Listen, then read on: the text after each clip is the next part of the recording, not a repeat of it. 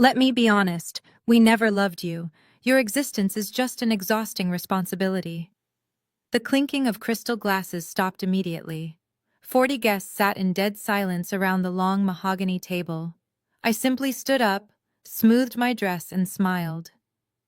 Thank you for the honesty. Have a wonderful evening. Then I walked out the front door. The next morning, my phone lit up with 89 missed calls. My name is Alyssa. I am 33 years old and I am the director of real estate acquisitions for a major Manhattan investment fund. Before I continue the story, let me know where you are watching from in the comments below. Hit like and subscribe if you have ever had to smile through a family betrayal and execute a flawless revenge. The night began like every other forced family gathering at my parents' Connecticut estate. Crystal chandeliers cast a warm glow over the catered dinner, masking the cold reality of our family dynamic. It was my 33rd birthday, a milestone that William and Catherine insisted on hosting. They loved playing the perfect affluent suburban couple for their country club friends. I sat near the end of the table sipping my water, listening to Madison brag loudly about her startup. Madison was 30, the undisputed golden child. She leaned against her husband DeAndre. He was a fast-talking finance broker who wore luxury watches he could not actually afford. As the waiters cleared our plates, DeAndre leaned across the table, a smug grin on his face. "So, Alyssa," DeAndre said, his voice carrying over the low hum of conversation, still grinding away at that corporate desk. "Madison just pitched her wellness app to angel investors. Being an entrepreneur is where the real wealth is." I did not bother telling him that his wife had bankrupted 3 previous companies within months, or that my corporate desk was an executive role managing billions. I just offered a polite smile. "I am happy with my career." Madison rolled her eyes and rested her hand on his arm. "Do not bother, baby. Some people lack the vision for greatness. They prefer being employees." Before I could reply, the sharp ringing of a silver spoon tapping against a champagne flute echoed through the dining room. William stood adjusting his tailored suit jacket. The room quieted down. Everyone turned their attention to my father, expecting the traditional heartwarming speech. "Thank you all for coming tonight," William began, his voice booming with practiced authority. "Birthdays are a time for reflection, a time to look at the family we have built and the legacy we are leaving behind." He turned to Catherine, who rose gracefully from her chair. She held her champagne glass delicately by the stem. The guests smiled, waiting for the loving words a mother usually shares.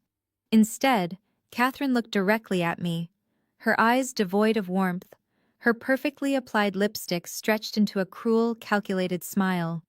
"Alyssa," Catherine said, her voice ringing clear and steady in the silent room. "Everyone always asks me how I manage raising a brilliant entrepreneur like Madison while dealing with you. Tonight, since we are surrounded by our closest friends, let me be honest. We never loved you. Your existence is just an exhausting responsibility.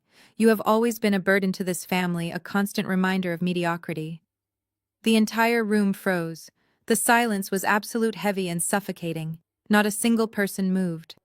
Out of the corner of my eye, I saw Madison and DeAndre snickering into their wine glasses, enjoying the public humiliation they had undoubtedly helped orchestrate. They expected me to break down. They wanted tears shouting or a desperate plea for affection. They wanted the awkward, rejected scapegoat to finally shatter in front of their wealthy peers. Instead, I felt a profound sense of clarity. The decades of trying to earn their approval vanished in an instant. I reached for my napkin and placed it neatly beside my plate. I stood up, smoothing the fabric of my custom navy blue dress. I looked straight into Catherine's eyes, matching her coldness, with a serene, unshakable calm. "Thank you for the honesty," I said. "Have a wonderful evening." Without waiting for a response, I turned and walked toward the grand foyer. I did not look back. I walked out the heavy oak doors into the crisp autumn air. My private car was waiting. I slid into the back seat and closed the door, sealing away the toxic noise. As the car pulled away, I opened an encrypted banking application on my phone.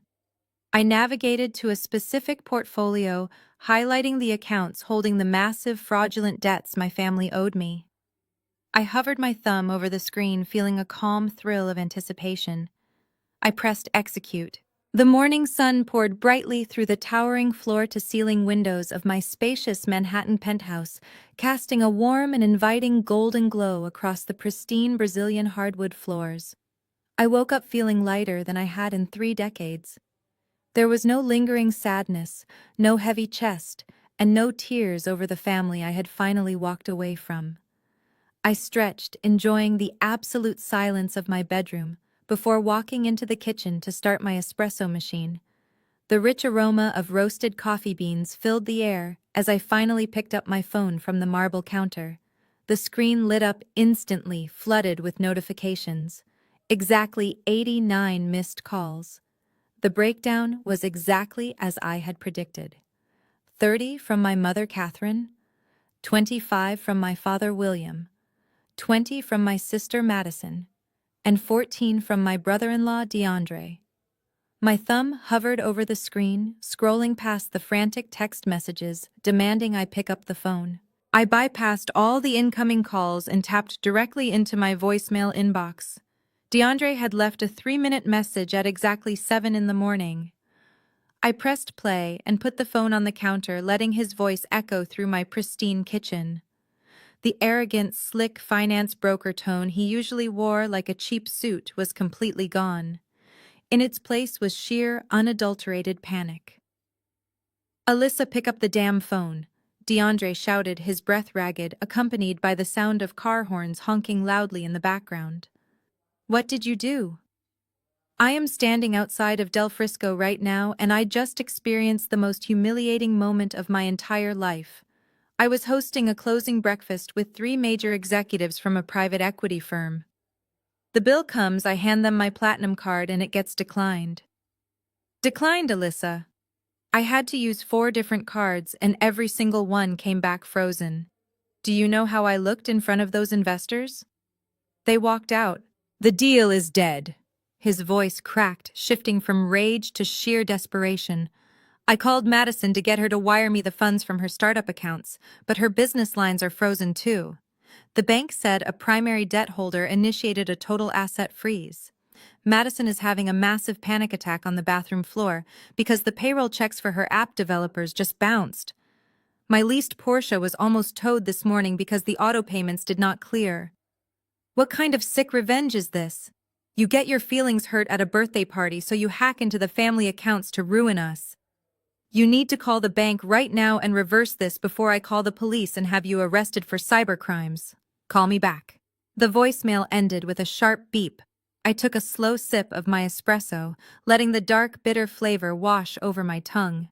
It was fascinating how quickly the illusion of their wealth crumbled the second the actual money supply was restricted. DeAndre loved to parade around at family dinners, giving me unsolicited advice about how to manage my meager salary. He loved flashing his luxury watches and bragging about his high broker commissions to anyone who would listen to him. Yet the moment his access to the family credit line was severed, his entire life fell apart instantly. He could not even pay for a simple steak breakfast, without relying on the money my parents had fraudulently secured. I set my coffee cup down and picked up my phone. I had no intention of explaining anything to him over a phone call. I did not need to justify my actions or defend myself against his baseless threats of calling the police. The authorities would certainly be involved soon enough, but not for the reasons DeAndre thought. The financial web they had spun was intricate, but I had spent the last 5 years meticulously untangling every single thread. They had lived like royalty on borrowed time and stolen credit. Madison's supposed tech empire was nothing more than a series of empty shell companies bleeding cash to fund her designer wardrobe and her husband's flashy lifestyle. They had treated me like a pathetic outcast, completely unaware that I was the one holding the keys to their entire kingdom. I calmly opened a brand new text message addressed directly to DeAndre and typed a simple 4-word response. I did not include any apologies, any explanations, or any warnings about the incoming storm that was about to hit them. I just typed the short message, hit send, without hesitation, and tossed the phone back onto the cold marble kitchen island. The final message simply read, "Check your emails now." I slipped my phone into my leather tote bag and headed out the front door. My driver was already waiting downstairs in the lobby to take me directly to the financial district. At 33 years old, I was the absolute youngest director of real estate acquisitions at Vanguard Sterling Holdings. My arrogant family always assumed I was just some low-level desk clerk endlessly processing boring paperwork. They had absolutely no idea I successfully managed a corporate portfolio worth well over $6 billion. I walked onto the bustling trading floor, the familiar aggressive hum of high-stakes finance instantly greeting me. My dedicated team was already gathered inside the massive glass-walled conference room, anxiously waiting for my final decisive approval on the total liquidation of a struggling commercial real estate firm. I calmly took my seat at the head of the table and opened the thick dossier. The desperate executives from the failing firm sat across from me, visibly sweating in their expensive custom suits. They nervously tried to pitch a new restructuring plan, practically begging for a brief grace period. I quickly cut them off after exactly 2 minutes.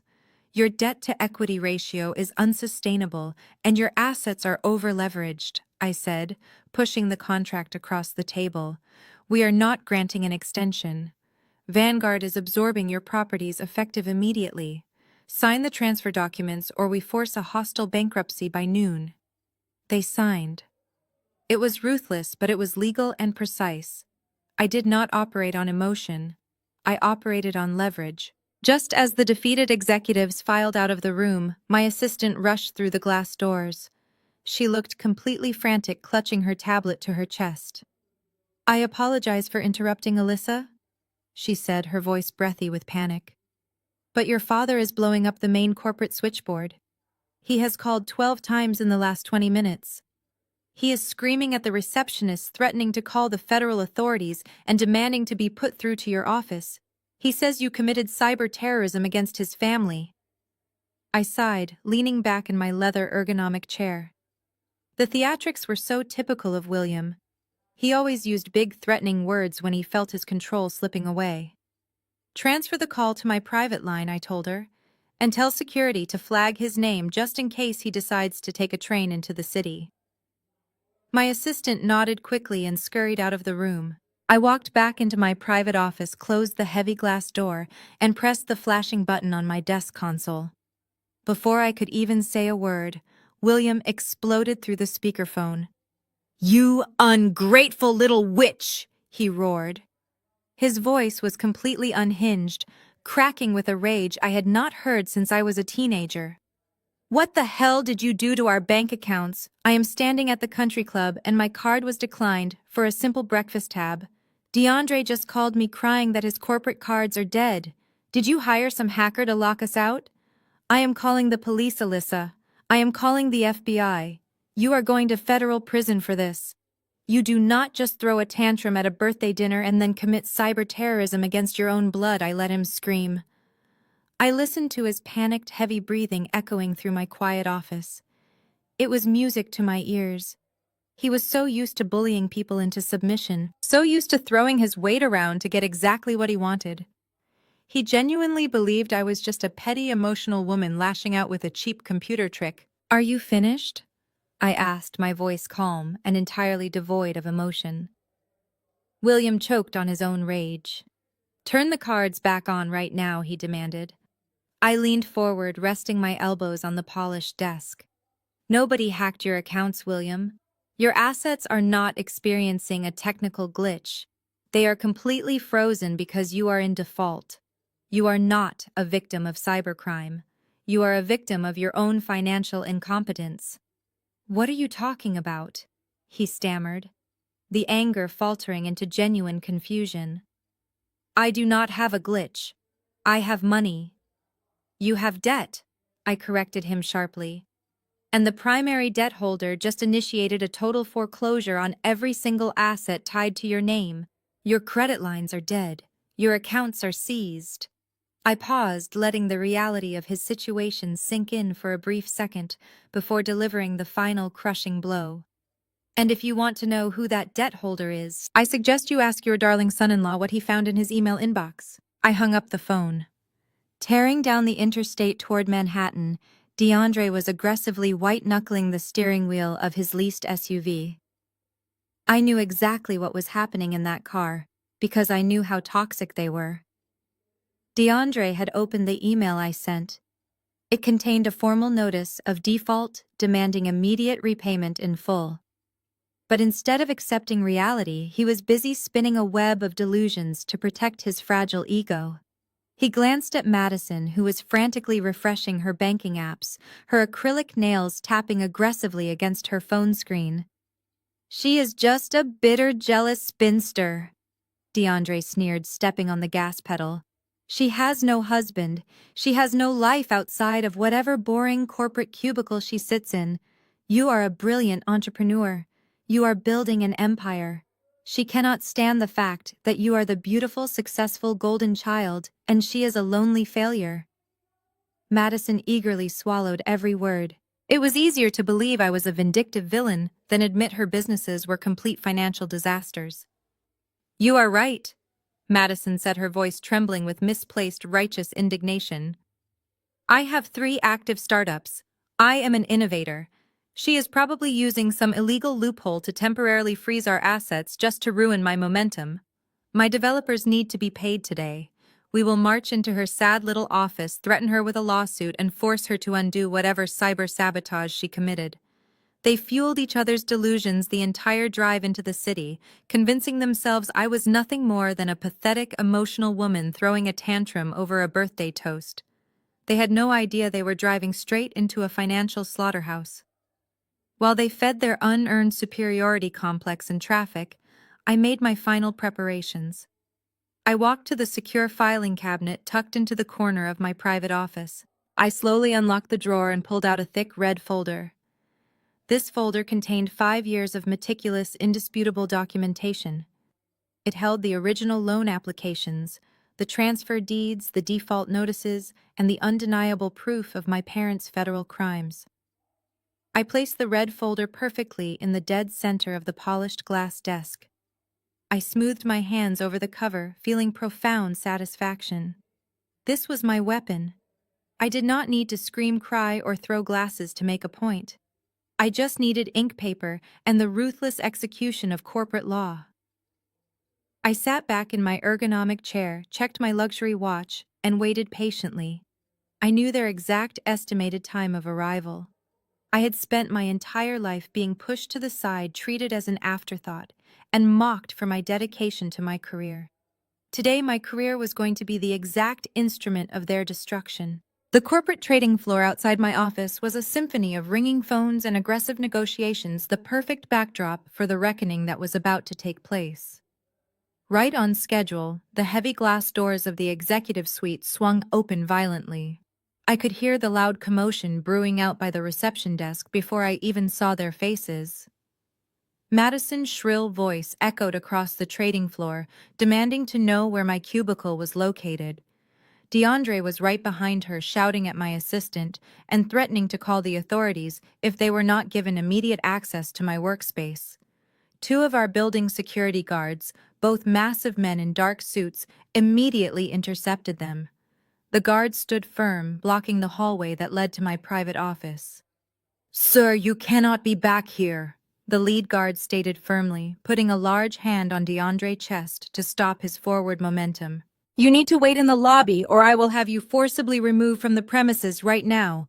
Do not touch me," DeAndre barked, slapping the security guard hand away. "You have absolutely no idea who I am. My sister-in-law works here, and she is committing severe financial fraud against my family. I am going to see her right now." Madison tried to push past the second guard, her face red with entitlement and rage. "Let us through," she screamed, completely ignoring the stares of 50 high-level investment bankers watching the spectacle unfold. "Where is she? Where is Alyssa?" I stood up from my chair and walked slowly toward the open doorway of my office. I leaned casually against the doorframe, watching them struggle against the security team like trapped animals. The sheer panic in their eyes was exquisite. I raised my hand and signaled to the guards. "Step aside, gentlemen," I said, my voice cutting cleanly through their chaotic screaming. "Let them in.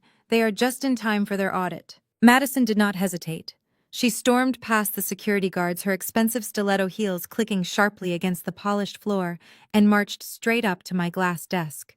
She slammed both of her hands down on the pristine surface, her manicured nails tapping aggressively. Her face was flushed with a mixture of entitlement and sheer outrage. "Unlock the accounts right now, Alyssa," she demanded, her voice shrill enough to carry out to the trading floor. "This is exactly why nobody in the family can stand you. You are so petty and jealous.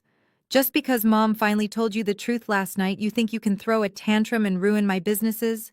You could not handle being the unloved sister, so you decided to play hacker and sabotage my life." DeAndre stood right behind her, adjusting his designer tie and nodding in agreement. He tried to puff out his chest, attempting to look intimidating in his custom-tailored suit. "You have gone way too far this time, Alyssa," he sneered. "You are messing with millions of dollars of operational capital. Madison is a visionary. She is building an empire while you push papers for somebody else. Turn the cards back on before I call the authorities and have you escorted out of this building in handcuffs." I looked at both of them, completely unfazed by their loud performative anger. They were so accustomed to bullying their way through life, using my parents' money as a shield against any real consequences. They genuinely believed their own fabricated narrative. I slowly reached out and pulled a thick leather-bound ledger from the corner of my desk. I opened it perfectly to a dog-eared page, smoothing my hand over the crisp financial printouts. "Building an empire." I repeated, my voice calm and steady. "That is a fascinating way to describe massive corporate fraud." Madison scoffed, crossing her arms over her chest. "I have 3 highly successful startups. I am an innovator. You would not understand the first thing about venture capital." I looked down at the ledger, running my finger down the columns of red ink. "Let us talk about your 3 successful startups, Madison. Let us start with your flagship wellness app, Zenith Core. According to your filed tax returns, the app generated exactly $14,000 in legitimate revenue last year. However, the company somehow managed to spend $450,000 on marketing and executive compensation." Madison opened her mouth to argue, but I did not let her speak. I turned the page.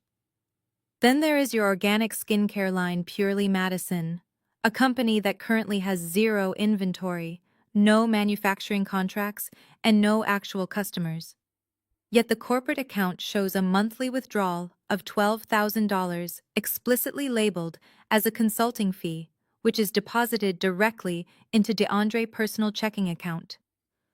DeAndre's jaw tightened. He took a step forward, but the 2 security guards standing by the door immediately shifted their weight silently, warning him to stay back. "And finally," I said, looking directly at DeAndre, "we have the crown jewel of your empire. The boutique consulting firm that supposedly advises high-net-worth clients.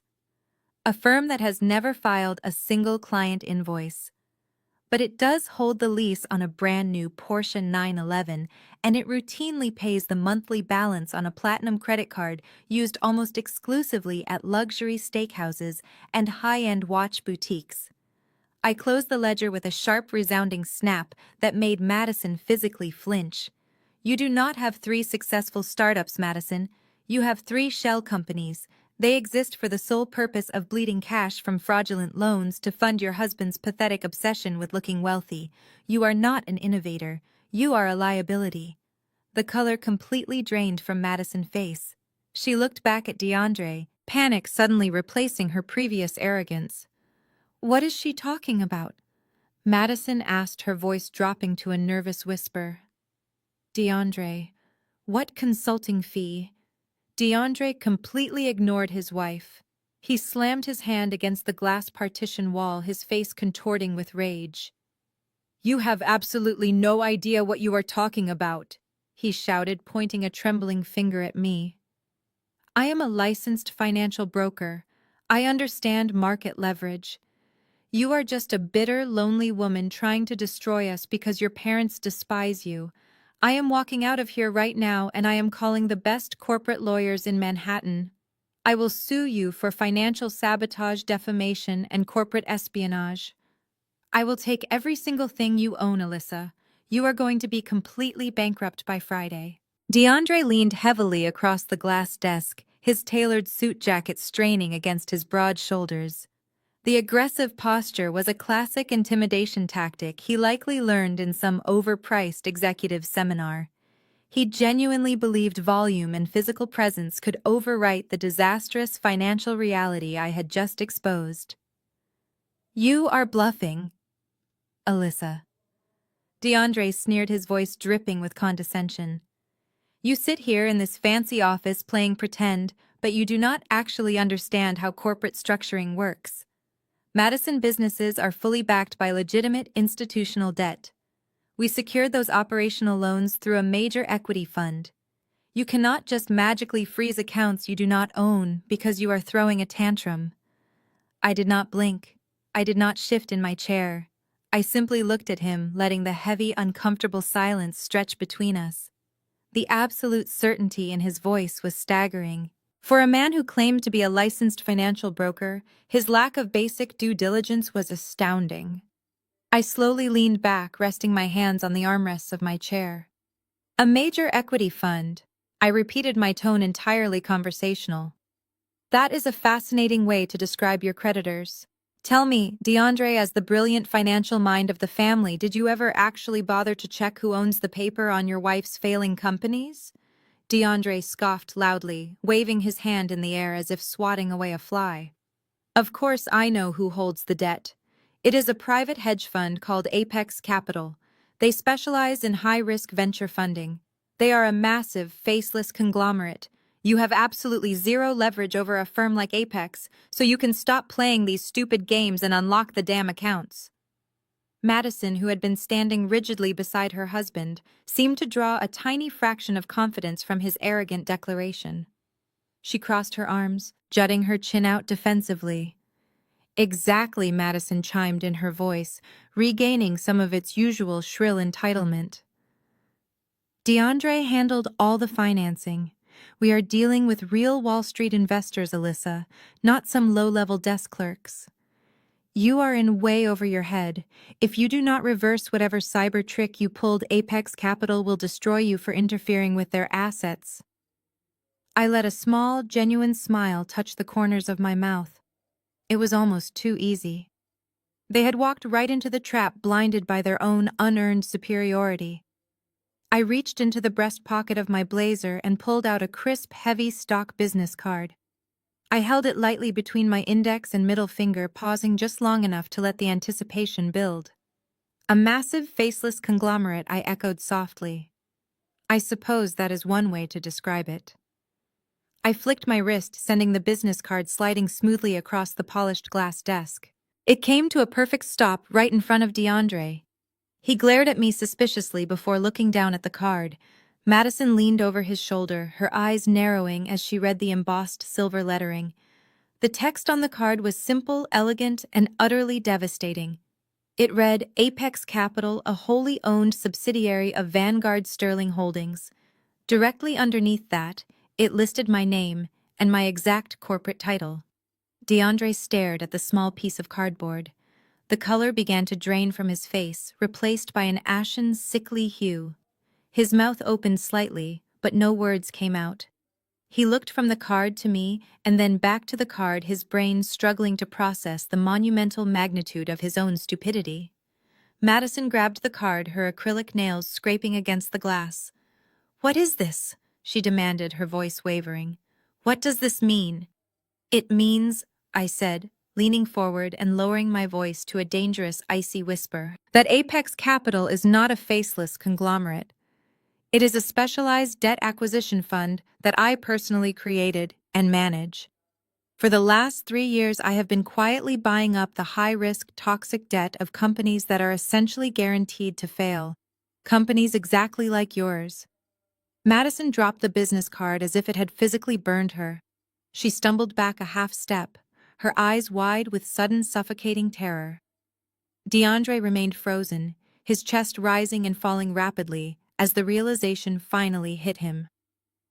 "I did not hack your accounts, Madison. I continued enunciating every single word with deliberate precision. I did not commit cyber-sabotage. I simply executed my legal right as your sole primary creditor. I called in the debt. Every single cent that you owe to me. I own your businesses. I own your credit lines. I own the very illusion of wealth you have been desperately clinging to. Madison turned completely pale, her knees buckled slightly, and she had to grab the edge of the desk to steady herself.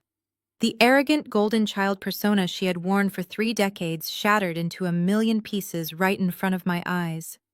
She finally understood the horrific reality of her situation. Her sister was not just a bitter outcast.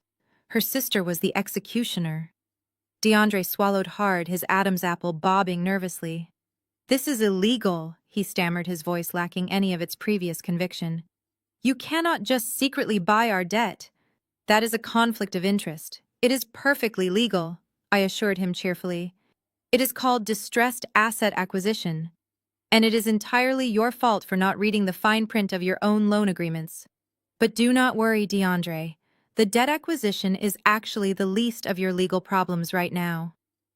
I reached out and rested my hand flat on top of the thick red folder I had placed on the desk earlier. "Because the real issue," I said, watching his eyes lock onto the folder, "is how you managed to secure those massive loans in the first place." I flipped open the heavy cover of the red folder. The stark white pages inside were covered in dense legal jargon, banking seals, and notarized stamps. These were the original origination documents for the commercial loans that breathed life into Madison's fake empire. I watched DeAndre's eyes track my movements. As a licensed broker, he knew exactly what these forms were. He recognized the distinct corporate letterhead of the lending institution. I slid the first heavy stack of papers across the glass desk, pushing them right to the edge where he stood. "Read the guarantor section," I instructed him, tapping my manicured finger against the bottom right corner of the page. Madison scoffed loudly, crossing her arms defensively over her chest.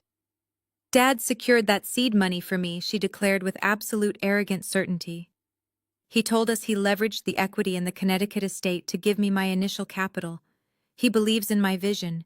He would never do anything illegal to fund my businesses." I did not even look at her. I kept my gaze locked entirely on DeAndre. "Read it aloud, DeAndre," I demanded softly. "Tell your visionary wife exactly whose pristine credit profile was used to underwrite every single dollar her company's ever spent." He hesitated before picking up the documents. His hands were trembling slightly as his eyes scanned the typed text, searching for the truth. He flipped to the second page, his breathing growing increasingly shallow. "The primary guarantor listed here is you," he whispered, looking up at me with sheer disbelief. "The entire credit profile used to secure these commercial loans belongs to Alyssa." Madison snatched the papers aggressively out of his hands, her eyes darting wildly across the black ink. "No, that is impossible," she stammered, her voice losing its shrill edge. "Why would Dad use your name instead of his own? Because William and Catherine completely bankrupted themselves a decade ago, trying to maintain a lavish lifestyle they could not afford," I explained coldly. "Their credit scores are practically non-existent. They are buried under secret debt. No legitimate commercial bank would ever lend them a single dime. So when their golden child desperately needed $1 million to play businesswoman in the city, they decided to steal the financial identity of the daughter they openly despised." "Look at the final signature line on the last page," I told Madison. She flipped the heavy document over. There, scrawled in sloppy blue ink, was my forged name. I leaned forward, resting my elbows firmly on the glass desk. "That loan was executed and notarized on October 14th, exactly 5 years ago. I was living in London at that time, completing an intensive fellowship in international real estate acquisitions. I have the flight records, the official passport stamps, and the corporate security logs, proving I was physically standing inside a high-rise in the United Kingdom on the exact day that signature was supposedly witnessed back in Connecticut. That is not just a petty family misunderstanding," I continued, my voice sharp and unwavering in the quiet office. "That is severe federal identity theft. That is massive bank fraud." My parents illegally used my pristine credit score, forged my signature, and wired millions of dollars across state lines to fund your vanity projects and his luxury car lease payments. Every single physical and liquid asset you currently possess was purchased with stolen money. You are sitting on top of a massive federal crime. DeAndre dropped the papers back onto the desk as if they were covered in burning acid. His entire body went rigid. As a licensed financial professional, DeAndre instantly understood the catastrophic magnitude of what I had just revealed. If the Securities and Exchange Commission found out his lavish lifestyle was funded by federal wire fraud, he would not just lose his prestigious broker license, he would face severe criminal charges and potential prison time for directly benefiting from the stolen funds. He had filed joint tax returns. He had signed the luxury lease agreements. He was legally implicated in their massive web of financial lies. He had personally enjoyed the benefits of that stolen capital every single day for the past 5 years. He knew the authorities would never believe he was just an innocent bystander in this massive scheme. The federal prosecutors would gladly tear his life apart piece by piece. The arrogant, slick finance persona completely vanished from his face, replaced by the raw, primal terror of a desperate man watching his entire life disintegrate before his eyes.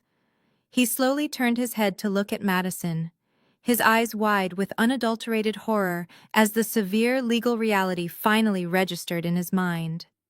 "Your parents committed federal wire fraud using her name," DeAndre said, his voice cracking with absolute panic. Madison took a step back, her expensive designer heel catching on the plush rug. She looked everywhere except at her husband. Her eyes darted from the red folder on the desk to the security guards standing like statues by the door, and finally to me silently begging for a lifeline I was absolutely never going to throw her. "I asked you a question," DeAndre shouted, the volume of his voice making the glass walls of my office rattle. "Did you know your mother and father committed a federal crime to fund your companies?" "They did not commit a crime," Madison shrieked, her voice reaching a painful pitch. "It was a family arrangement, DeAndre. Alyssa owed us. She has always been incredibly selfish. When she moved to London, she abandoned the family completely. Mom and Dad spent a fortune raising her, giving her a privileged life, and she walked away to hoard corporate money. They used her credit as collateral because she owed them for everything. It was a temporary measure to get my startups off the ground." "A temporary measure," DeAndre repeated, running both of his hands over his closely shaved head. His breathing was becoming shallow and rapid. "You cannot use someone else's identity as a temporary measure. That is not a family arrangement, Madison. That is a felony." He began pacing the length of my office, muttering to himself as the legal and professional implications crashed down on him. "I am a licensed financial broker. I hold a Series 7 and a Series 63 license. The Securities and Exchange Commission monitors every single transaction associated with my name. If the federal government traces those forged loan originations to the shell companies that pay my consulting fees, they will not just revoke my broker licenses, they will bar me from the financial industry for life." DeAndre stopped pacing and glared at Madison with pure, unadulterated disgust. "I filed joint tax returns with you for the last 5 years, he hissed, stepping closer to her. "The down payment for our luxury condo in Tribeca came from those accounts. The lease on my car came from those accounts. I am legally tethered to a massive ongoing wire fraud conspiracy because your parents could not afford to fund your delusional business fantasies. I could face a decade in federal prison because of your family." Madison started to cry, heavy tears ruining her meticulous makeup. "You are overreacting," she sobbed, reaching out to grab his arm. "Dad has powerful lawyers. He knows people in the banking sector. He will fix this, DeAndre. We just need to get Alyssa to drop the foreclosure and sign a release form. We can figure it out." I sat quietly in my ergonomic chair watching the foundation of their marriage disintegrate in real time. It was a fascinating spectacle. DeAndre had married Madison strictly for the prestige and the supposed generational wealth of her family name. Madison had married DeAndre because he looked perfect in their country club photos and stroked her relentless ego. Now that the money was gone and the threat of prison loomed, the fragile transactional nature of their relationship was exposed for exactly what it was. "There is no fixing this," I finally said, my calm voice slicing through Madison's hysterical sobbing. "Your father does not have powerful lawyers, Madison. He cannot afford them, and his friends in the banking sector will not touch him once they realize he is under federal investigation for identity theft. The money is gone, the credit is frozen, the illusion is over." DeAndre turned back to me, his eyes wide and desperate. "Alyssa, please," he begged, all his previous arrogance completely erased. "I had absolutely no idea they forged the documents. You have to believe me. I thought the Capitol was clean. You cannot let the feds drag me into this. My career will be destroyed." I leaned forward, resting my elbows on the glass desk and interlocking my fingers. "Whether you knew about the forgery or not is irrelevant to me," I stated coldly. "You gladly spent the stolen money to fund a lifestyle you did not earn, while treating me like dirt on your shoe. I am not your personal savior. However, I am actually your primary creditor. And as your primary creditor, I am issuing my first and only ultimatum." I reached into the red folder and extracted a single crisp sheet of paper. I slid it across the glass desk toward Madison. She stared at it, her tear-streaked face twisting in confusion. "What is this?" she asked, her voice trembling. "It is a formal 48-hour notice to vacate," I stated. DeAndre snatched the paper from the desk, his eyes darting across the legal text. His jaw tightened so hard I thought his teeth might crack.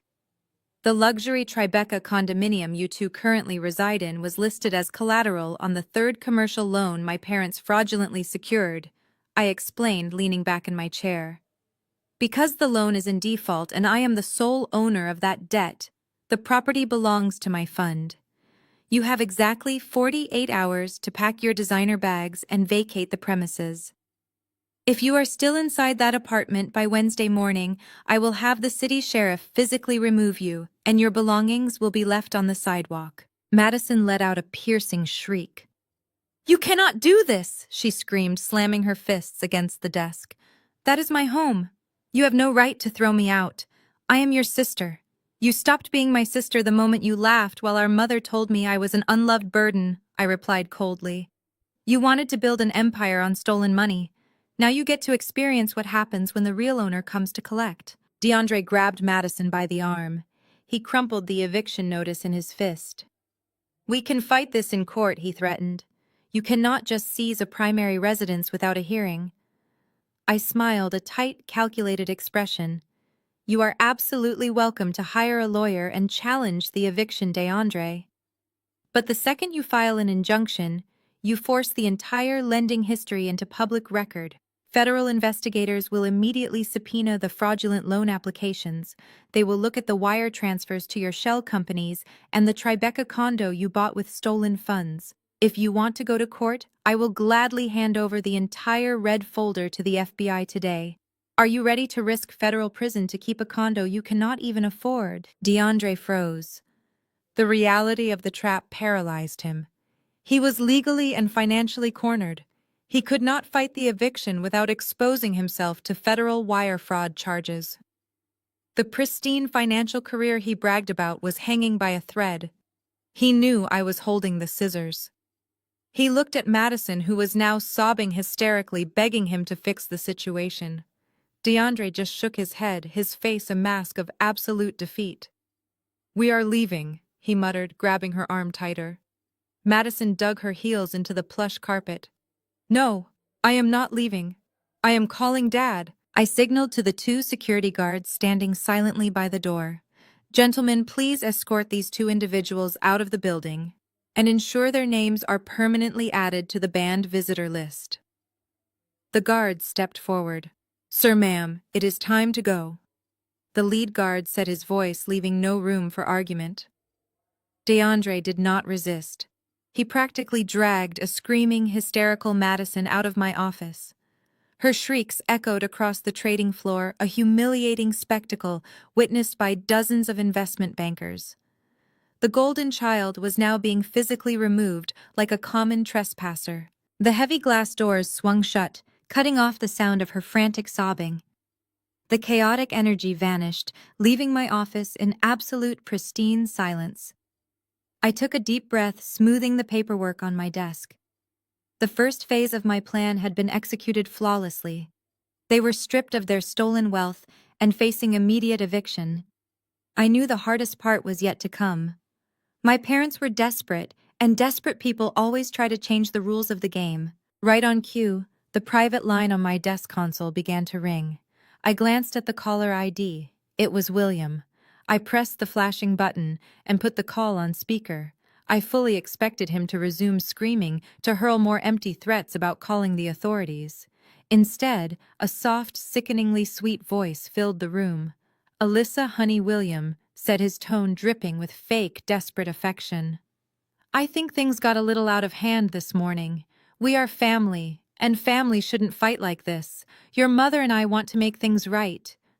Let us talk about this over a nice early Thanksgiving dinner at the house. Please, sweetheart, just come home." I ended the call without giving William a definitive answer. I simply set my phone face down on the glass desk and let him sweat.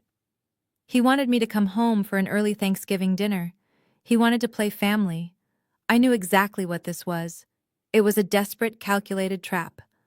William and Catherine were cornered rats, and cornered rats always tried to bite their way out. But I was not the defenseless girl they used to bully. I was the executioner, and I was going to finish the job. I left my office, took the private elevator down to the private garage, and got behind the wheel of my car. The drive from Manhattan to the Connecticut estate took 1 hour.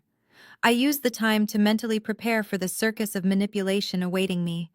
The autumn leaves were falling across the winding suburban roads, painting a picturesque American landscape that completely masked the toxic rot festering inside these massive mansions. I pulled through the wrought iron gates of the estate and parked my sleek black sedan right in the center of the circular driveway. Before I could even reach the front steps, the heavy oak door swung open. Catherine stood in the doorway wearing a beige cashmere sweater and an expression of profound manufactured sorrow. Her eyes were red, though I suspected she had used eye drops to achieve the effect. She rushed forward with arms outstretched, attempting to pull me into a tight embrace. I smoothly sidestepped her, leaving her grasping empty air. "Alyssa, my beautiful girl," Catherine gasped, pressing a hand against her chest, as if wounded by my rejection. "I am so incredibly sorry for what happened at your birthday dinner. I was not in my right mind.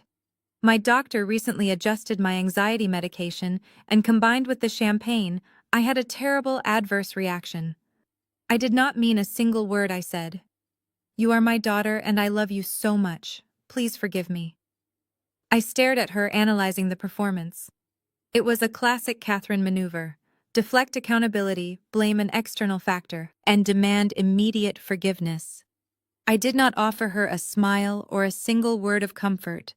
I just stared at her until the silence became unbearable, and she nervously stepped aside to let me into the foyer. The atmosphere inside the house was suffocating. The usual classical music that echoed through the halls was absent.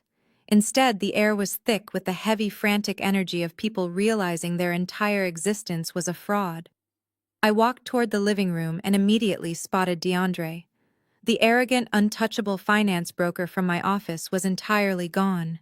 He was pacing aggressively back and forth across the Persian rug, sweating profusely through his expensive dress shirt. He had loosened his silk tie and unbuttoned his collar, muttering under his breath, while obsessively checking his phone. Every time the screen remained dark, his jaw clenched tighter. He looked like a man who knew the federal authorities were already circling his life. Madison was sitting on the edge of the velvet sofa, her face buried in her hands. She looked completely miserable, stripped of her usual haughty demeanor. She did not even look up when I walked into the room. Her startups were dead, her luxury condo was seized, and her marriage was hanging by a single fraying thread. The golden child was finally experiencing the crushing weight of reality. William emerged from his private study wearing a forced, jovial smile that did not reach his cold eyes.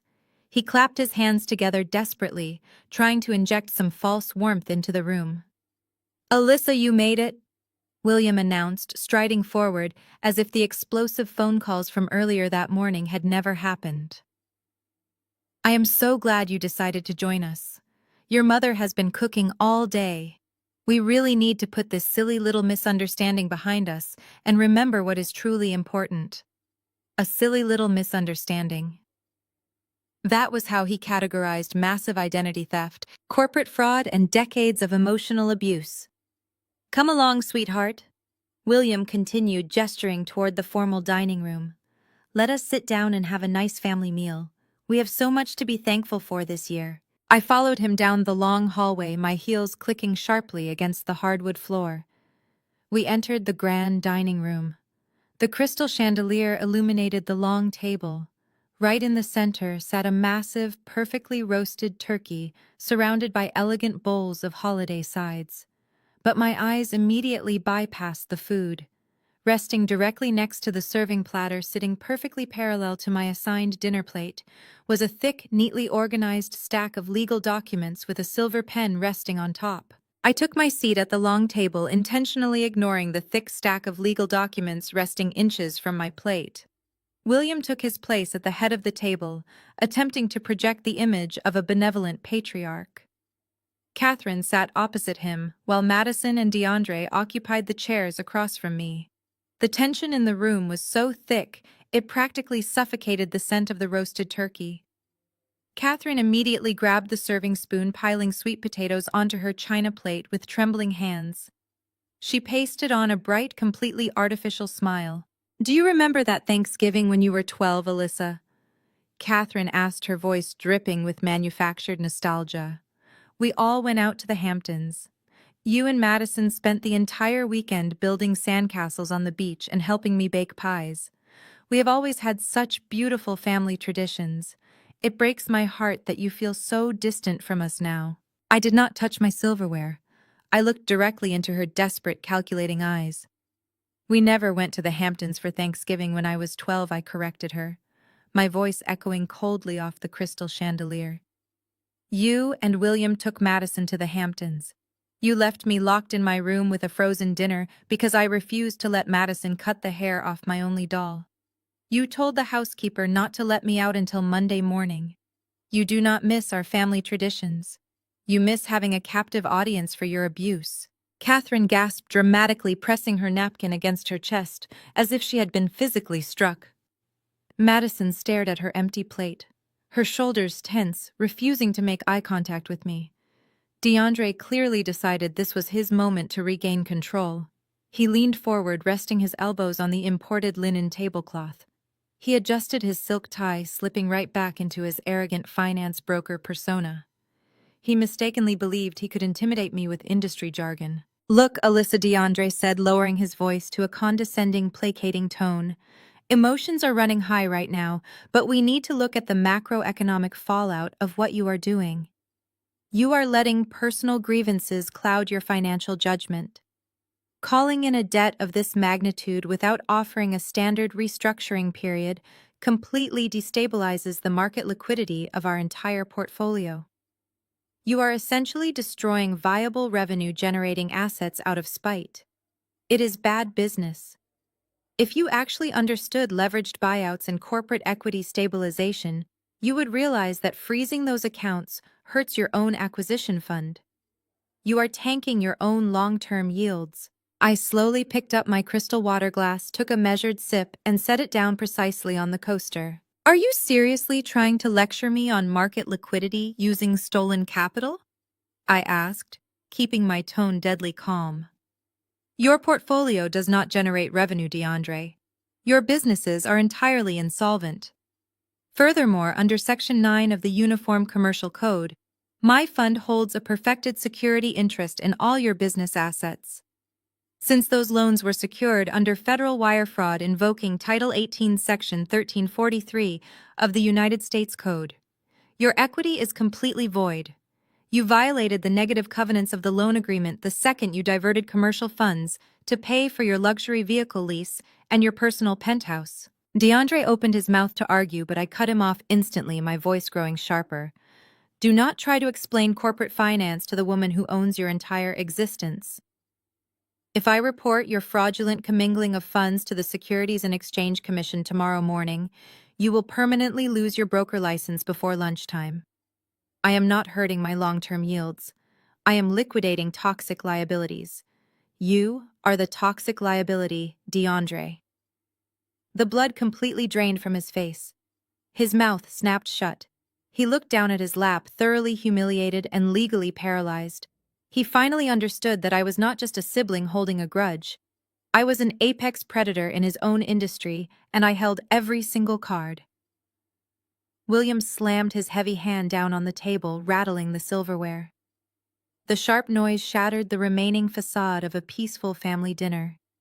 His face was flushed with unadulterated rage. He could see that Catherine emotional manipulation had failed, and DeAndre financial intimidation had been effortlessly dismantled.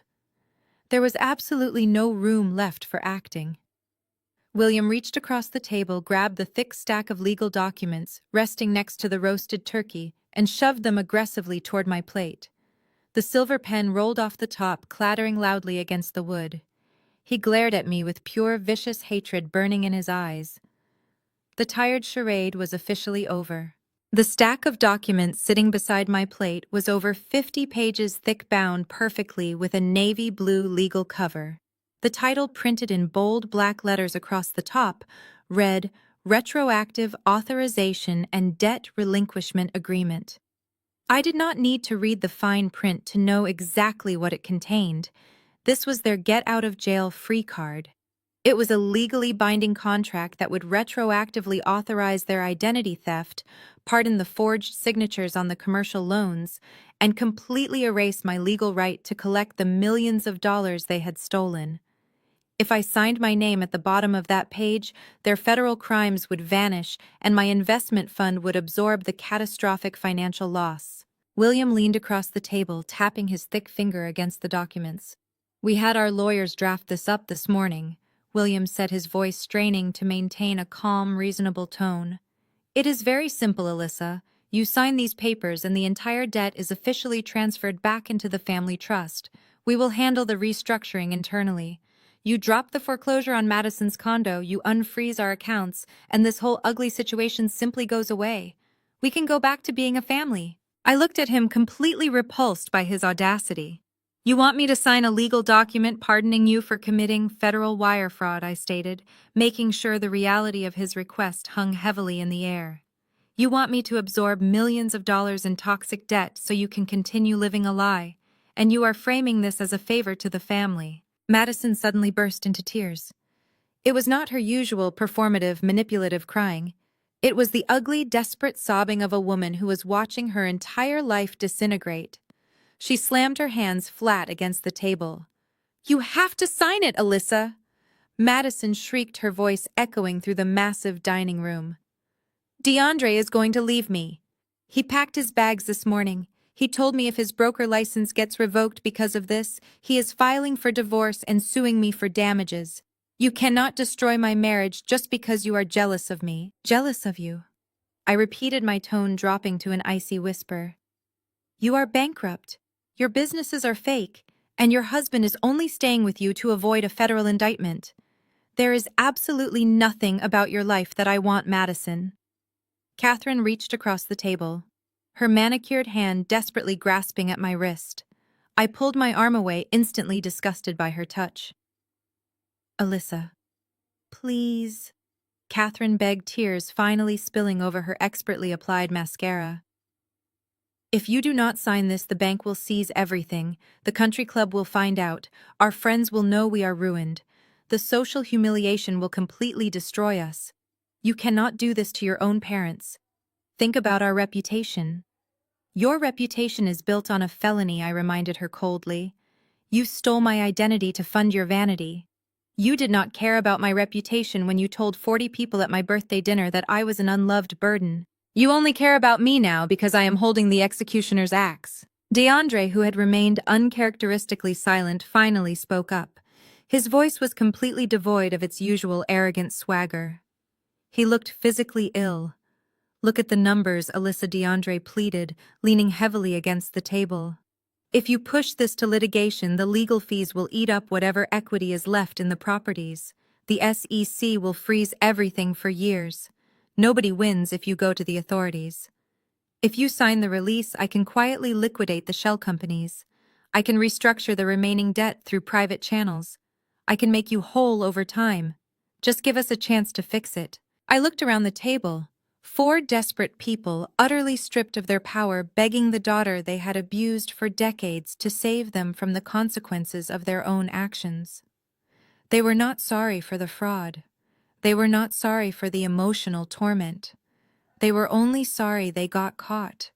They genuinely believed that family loyalty, the very concept they had weaponized against me my entire life, would compel me to absorb their sins. I slowly reached out and picked up the heavy silver pen resting on top of the legal documents. The entire room went completely still. William let out a long, shaky breath of relief. Catherine clamped her hands over her mouth. Madison stopped crying, wiping her eyes frantically. DeAndre slumped back in his chair, believing he had successfully negotiated his way out of a federal indictment. They all watched me, holding their breath, waiting for the ink to hit the paper. I held the expensive pen between my hands, staring down at the signature line. Then, with one swift, violent motion, I snapped the silver pen completely in half. Ink splattered across the crisp white documents. I tossed the broken pieces directly onto the center of the perfectly roasted turkey. The sharp, satisfying crack of the expensive silver pen echoing through the silent dining room was the final spark needed to ignite the powder keg. For a fraction of a second, nobody moved. The 2 broken halves of the pen rested on the golden skin of the roasted turkey, leaking dark black ink across the carefully prepared holiday meal. Then the illusion of civilized suburban life imploded. William sprang up from his chair with such sudden explosive force that the heavy mahogany seat tipped backward and crashed onto the hardwood floor. His face turned a dangerous mottled shade of crimson. The veins in his neck bulged against his starched white collar. He reached out with a trembling, furious hand and grabbed the heavy crystal vase sitting in the center of the table. With a guttural roar of pure, unadulterated rage, he swept his arm across the linen tablecloth. The crystal vase flew through the air and smashed violently against the far wall. Cold water-white roses and jagged shards of heavy glass exploded across the pristine dining room. Catherine let out a piercing shriek, covering her head with both of her shaking hands. Madison flinched, curling her whole body away from the flying debris, while DeAndre instinctively raised both his arms to shield his face. I did not flinch. I did not blink. I sat perfectly upright in my chair, watching my father transform into the volatile, narcissistic monster he had always kept hidden behind closed doors. "You ungrateful, malicious little brat!" William screamed, his voice vibrating with a terrifying intensity that rattled the remaining glasses on the table. "You think you can walk into my house and dictate terms to me? You think you can destroy the life of your sister and hold my finances hostage? I gave you life. I put a roof over your head. I fed you, clothed you, and tolerated your miserable existence for decades. You owe me everything. That pristine credit score you are so incredibly proud of, that belongs to me. You belong to me. Using your name was not theft, Alyssa. It was taking what was rightfully mine. You are my daughter, and your assets are my assets." The sheer delusion of his rant was staggering. He felt absolutely no remorse for committing federal wire fraud. In his twisted narcissistic mind, stealing my identity was simply a father collecting a debt from a child he viewed as property. "You are going to sign a new copy of that release agreement right now." William continued, stepping around the table and pointing a thick, accusatory finger directly at my face. "You are going to sign it, or I will make sure you never work a single day in Manhattan again. You think you are some untouchable Wall Street executive? You think managing a real estate fund makes you invincible. I have connections, Alyssa. I play golf with the board members of the biggest private equity firms on the East Coast. I know the executives who bankroll your entire industry." He was pacing now, his heavy footsteps crunching over the broken crystal on the floor. His voice grew louder, laced with a desperate, venomous threat. I will make one phone call and I will destroy your professional reputation before you even get back to the city. William yelled, his face slick with sweat. I will tell them you are an unstable, vindictive liability who embezzles corporate funds to settle petty family disputes. I will drag your name through the mud until you are blacklisted from every major brokerage firm in the country. You will be completely ruined. You will lose your penthouse, your six-figure salary, and your precious little title.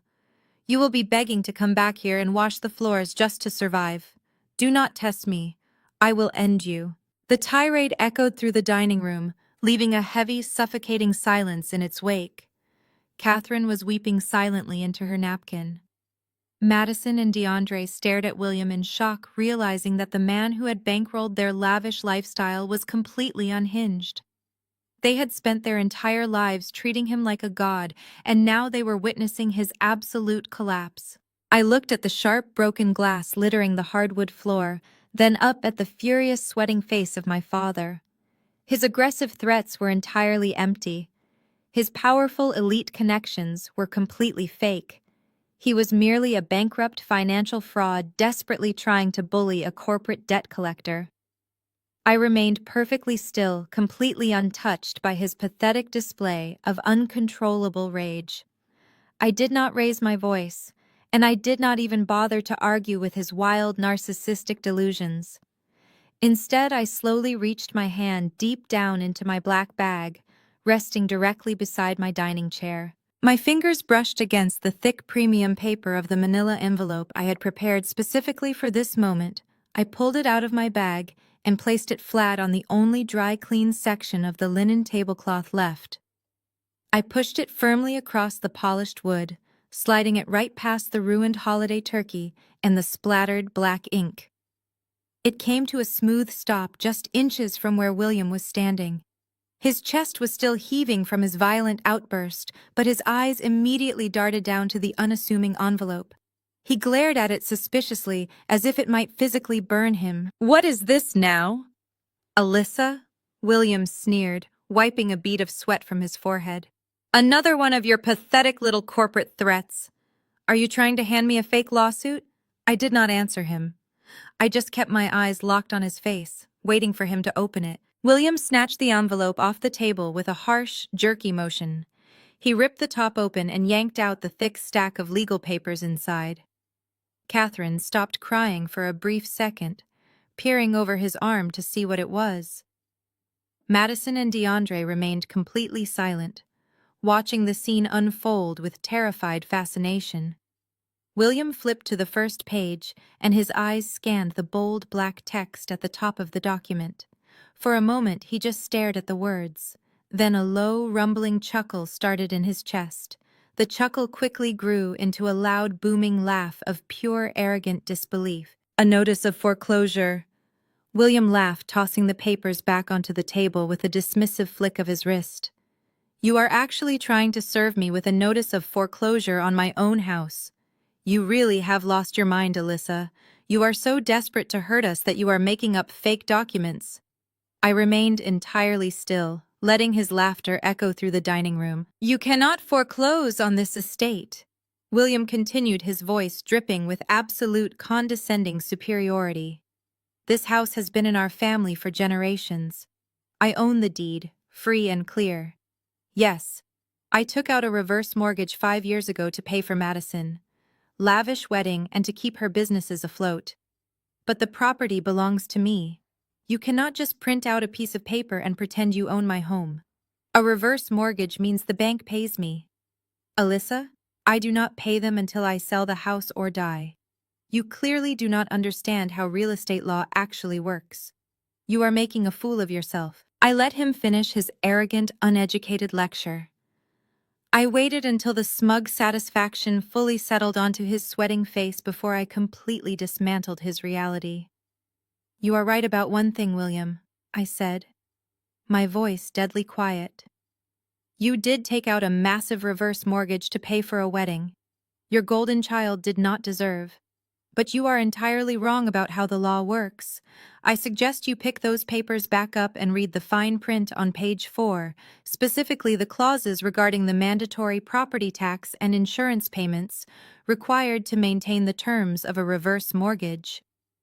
William frowned, his smug smile faltering slightly.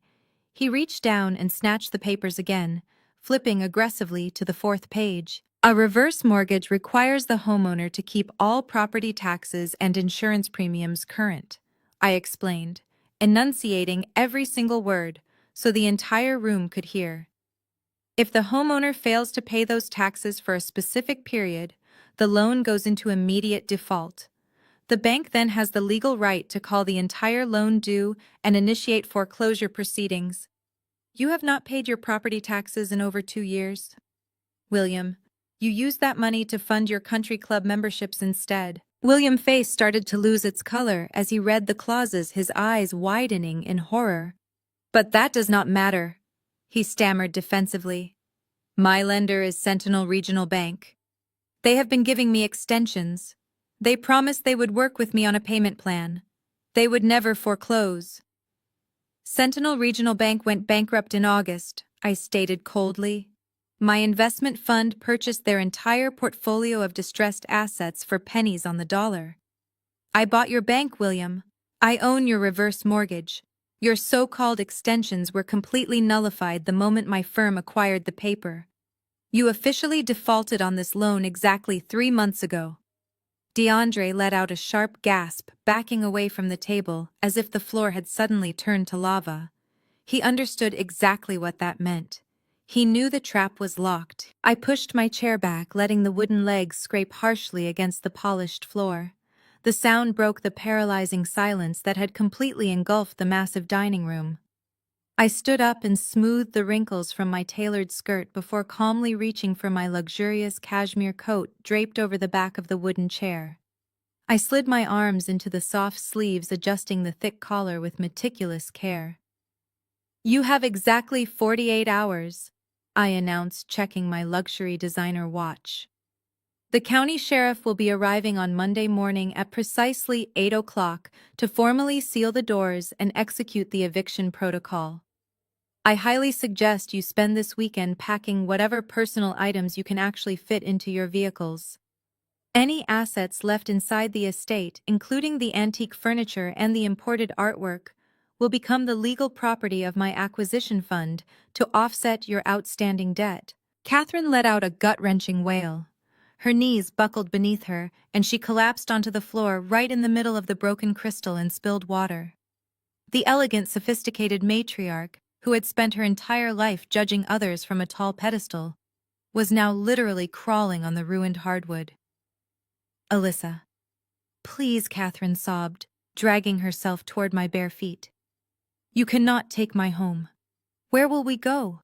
We have no savings. We have nowhere to stay. I will give you my jewelry. I will give you the family silver. Just let us keep the house. I stepped back, refusing to let her touch my shoes.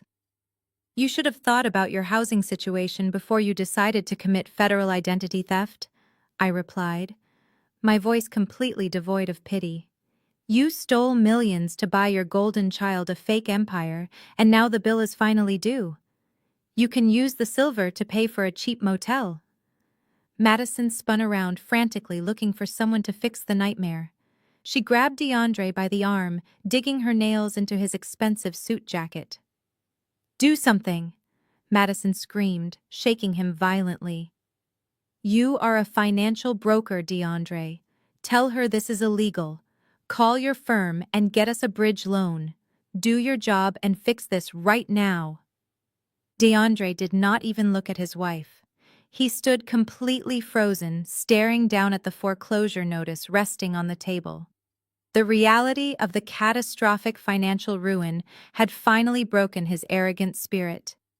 His shoulders slumped and his eyes were hollow. There is no bridge loan, Madison, DeAndre muttered, his voice completely flat and defeated. Nobody is going to lend us a single dime. The house is gone. The businesses are dead. We are entirely bankrupt. Madison let go of his arm, taking a staggering step backward as she realized her husband was useless. Her perfect, wealthy lifestyle had officially evaporated. I turned away from the pathetic scene unfolding in the dining room and walked down the long hallway toward the grand foyer. My heels clicked rhythmically against the floor, signaling the end of an era. The opulent walls of the Connecticut estate felt different now. They no longer represented a prison of childhood trauma and conditional love. They represented my newest corporate asset. I reached the heavy oak front door and pulled it open. The biting cold wind of the dark November night swept into the heated foyer, whipping my hair around my face. The icy air felt incredibly refreshing. I stepped out onto the stone porch, breathing in the scent of pine and freedom. William stormed out of the dining room, racing down the hallway right behind me. His face was a mask of pure, frantic desperation mixed with toxic rage. He could not accept that he had been completely outmaneuvered by the daughter he considered worthless. "You are making the biggest mistake of your pathetic life, Alyssa!" William screamed, his voice echoing aggressively across the quiet suburban neighborhood. "You think you have won because you printed out some legal garbage, but you are nothing. You hear me? You are nothing without this family." I walked down the steps toward my waiting town car, completely ignoring his unhinged tantrum. The driver opened the rear door for me, and I slid into the warm leather seat. William rushed out onto the porch, gripping the wooden railing like a madman. "I will destroy you!" William roared into the dark night, waving his fists wildly in the air. "I am calling your CEO first thing Monday morning. I will tell David everything. You are going to lose your job, your fund, and your entire life. You will be utterly and permanently destroyed." I simply reached over and pressed the silver button to tightly roll up the heavy tinted window, sealing him outside. Inside the grand foyer, the heavy oak door slammed shut behind William. The echoing thud signaled the absolute end of their wealthy illusion. DeAndre stood frozen near the dining room entrance, listening to his father-in-law scream empty threats into the freezing night air. Catherine was still sobbing uncontrollably on the floor, surrounded by broken crystal and ruined turkey. DeAndre did not offer her a hand. He did not go outside to calm William. The slick, arrogant finance broker mind was already calculating his exit strategy. The ship was sinking, and DeAndre had absolutely no intention of drowning with a family of broke, delusional frauds. He turned on his heel and slipped away silently, taking the grand mahogany staircase 2 steps at a time. He moved with panicked urgency toward the primary guest suite they occupied whenever they visited Connecticut. As soon as he entered the room, DeAndre locked the door and dragged his imported Italian leather suitcases from the walk-in closet. He threw them open on the king-sized bed and began violently tossing his custom-tailored suits, silk ties, and velvet loafers into the bags. He moved to the dresser, sweeping his collection of luxury watches and gold cufflinks into a velvet pouch.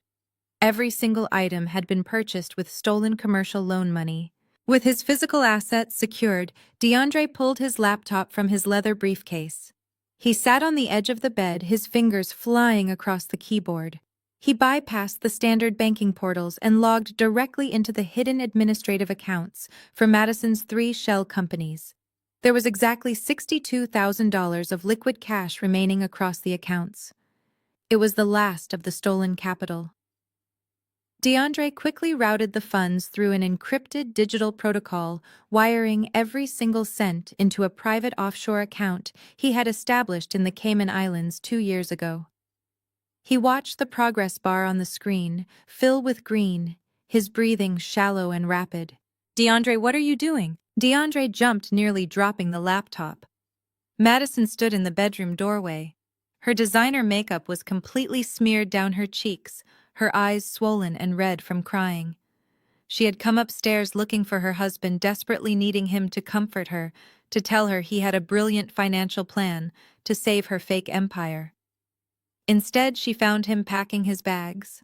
Her gaze drifted from the open suitcases on the bed to the glowing laptop screen.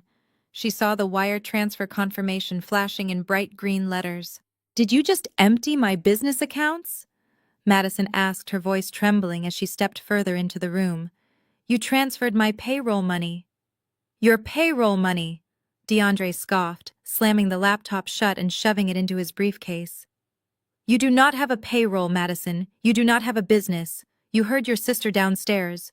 The entire operation is a massive federal crime. I am securing whatever liquid capital is left before the federal investigators freeze the secondary routing accounts. You are stealing from me, Madison shrieked, lunging toward his briefcase. We need that money for lawyers. We have to fight Alyssa. DeAndre easily shoved her backward. Madison stumbled, hitting the edge of the dresser. There is no fighting this, DeAndre yelled, his voice laced with pure venom. Your father committed wire fraud. Alyssa owns the debt. Your entire life is a pathetic, fabricated lie. You are not a visionary entrepreneur, Madison. Your wellness app made $14,000 last year. Your skincare line does not even have a manufacturer. You are a delusional, untalented hack who used stolen identity money to play dress-up in Manhattan. Madison gasped, clutching her chest, as if he had physically stabbed her. You promised me we were building an empire together, she sobbed, tears spilling over her eyelashes. You said you loved me. I loved the trust fund you claimed you had, DeAndre fired back, zipping up his suitcase with a harsh, aggressive tug. I married you because William bragged about his massive real estate portfolio and his elite country club connections. I married into this family because I wanted generational wealth. But you have absolutely nothing. You are completely bankrupt. Your parents are going to federal prison, and I am not letting the Securities and Exchange Commission take my broker license because your father is a moron. DeAndre reached into the front pocket of his briefcase. He pulled out a thick folded legal document and tossed it violently onto the bed. It landed right next to Madison's trembling hands. Sign the divorce papers, DeAndre commanded coldly. Madison collapsed onto the floor, screaming in pure agony. DeAndre grabbed his heavy bag, stepped right over his hysterically sobbing wife, and walked out the door without looking back. Madison remained on the floor of the primary guest suite long after the sound of DeAndre slamming the front door echoed through the massive house. Her chest heaved with ragged breaths, her perfectly manicured hands gripping the plush carpet. She slowly pushed herself up, her tear-streaked face, catching her reflection in the gilded vanity mirror. The golden child, the visionary entrepreneur, the affluent socialite, was completely gone. She was entirely alone, clutching a stack of divorce papers printed on cheap legal paper. She knew she had to leave. My 48-hour eviction notice was absolute, and DeAndre had just confirmed the authorities would soon be dissecting their entire lives. Madison stumbled toward the massive walk-in closet, intending to pack her extensive collection of designer clothes. She reached for the top shelf, her hand grasping at empty air. DeAndre had taken all the imported Italian leather luggage. He had not left her a single duffel bag. A bitter, hysterical laugh escaped her throat. Madison marched down the grand staircase, her expensive heels abandoned in the bedroom, and pushed through the swinging doors into the catering kitchen. She yanked open the utility drawer and pulled out a roll of heavy-duty black plastic trash bags. She dragged them back upstairs. The symbolism was poetic. She spent the next hour frantically stuffing $1,000 silk dresses, limited edition handbags, and custom cashmere coats into literal garbage bags. The glamorous facade of her Manhattan lifestyle was reduced to shiny black plastic sacks sitting on the floor of a fraudulent estate. Madison hauled the trash bags down the stairs, dragging them out to her least luxury SUV. She threw the bags into the trunk, got behind the wheel, and drove away from the Connecticut mansion. She did not drive toward Manhattan. She knew her Tribeca condo was legally seized.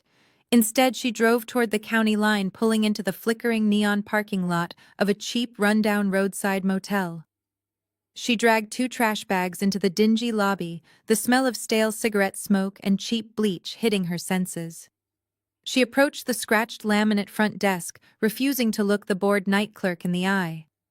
She slapped her heavy platinum credit card onto the counter, demanding their best available suite. The clerk swiped the card. The machine beeped loudly. Declined, the clerk said, handing it back with a look of utter indifference.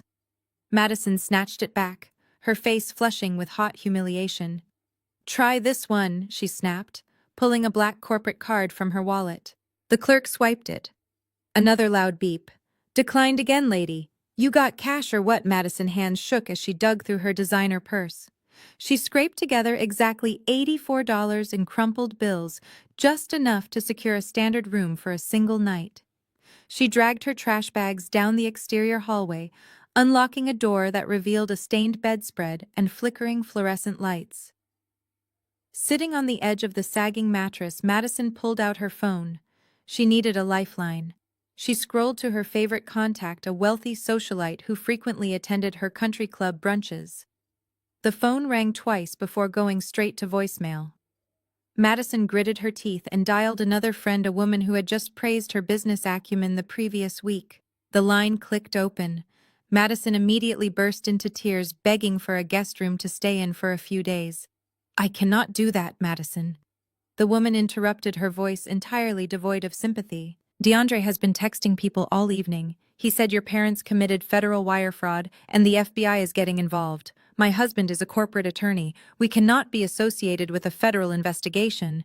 Do not call this number again." The line went dead. Madison stared at the screen in pure shock. The high society circle she had desperately cultivated had instantly turned its back on her. The money was gone, and so was her social value. She was completely isolated, sitting in a cheap motel room with her wardrobe stuffed into garbage bags. Desperate for any form of comfort, Madison dialed her mother. Catherine answered on the first ring. "Mom," Madison sobbed into the receiver. "DeAndre left me. He took all the money. My friends blocked my number. I am in a motel and my cards are dead. Please come get me." Instead of offering maternal comfort, Catherine let out a frantic, dismissive sigh. "I cannot deal with your marriage right now, Madison," Catherine snapped, her voice vibrating with manic energy. "We are in the middle of a massive crisis. Your father is in his study, drafting a highly confidential dossier. We are sending it directly to the chief executive officer of Alyssa firm. We are going to war." Catherine ended the call, leaving her daughter stranded in a roadside motel without a second thought. Her entire focus was now channeled into pure, unadulterated vengeance against me. She marched into the smallest, most modestly decorated guest bedroom in the Connecticut estate, strategically avoiding the crystal chandeliers and imported artwork. She propped her smartphone against a stack of books, adjusted the lighting to cast deep shadows under her eyes, and hit the button to start a live broadcast on her social media pages. Within minutes, hundreds of her country club friends and local socialites were actively watching. Catherine stared into the camera lens and began to weep. It was a masterful, sickening performance. She completely ignored her own federal crimes and instead spun a horrific, fabricated narrative about her cruel, psychotic daughter. She told the viewers that I was a greedy corporate shark who was using an illegal loophole to forcefully evict my elderly, loving parents from their generational family home right before the holidays. She cried about how she had sacrificed absolutely everything to raise me, only for me to become a soulless monster, obsessed with destroying my own blood. By the time she finished her tearful monologue, she had launched a crowdfunding campaign online, begging her affluent community to help them hire emergency legal counsel to fight the supposedly illegal eviction. The comments section immediately flooded with outrage directed entirely at me. People I had known since childhood were typing vicious, hateful messages calling me a sociopath and a massive disgrace to the family. The donations started pouring in, funding their absolute delusion.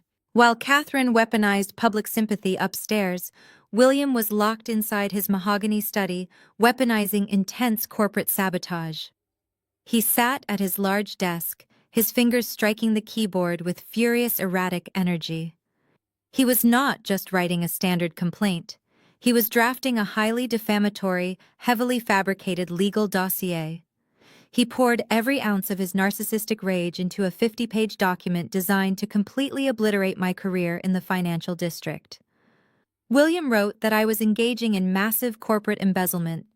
He fabricated severe allegations of insider trading, claiming I was illegally using internal company algorithms to target and steal real estate properties from innocent suburban families for my own personal financial gain. He even manufactured fake accounting ledgers and attached forged emails to make his insane conspiracy theory look like a legitimate whistleblower report.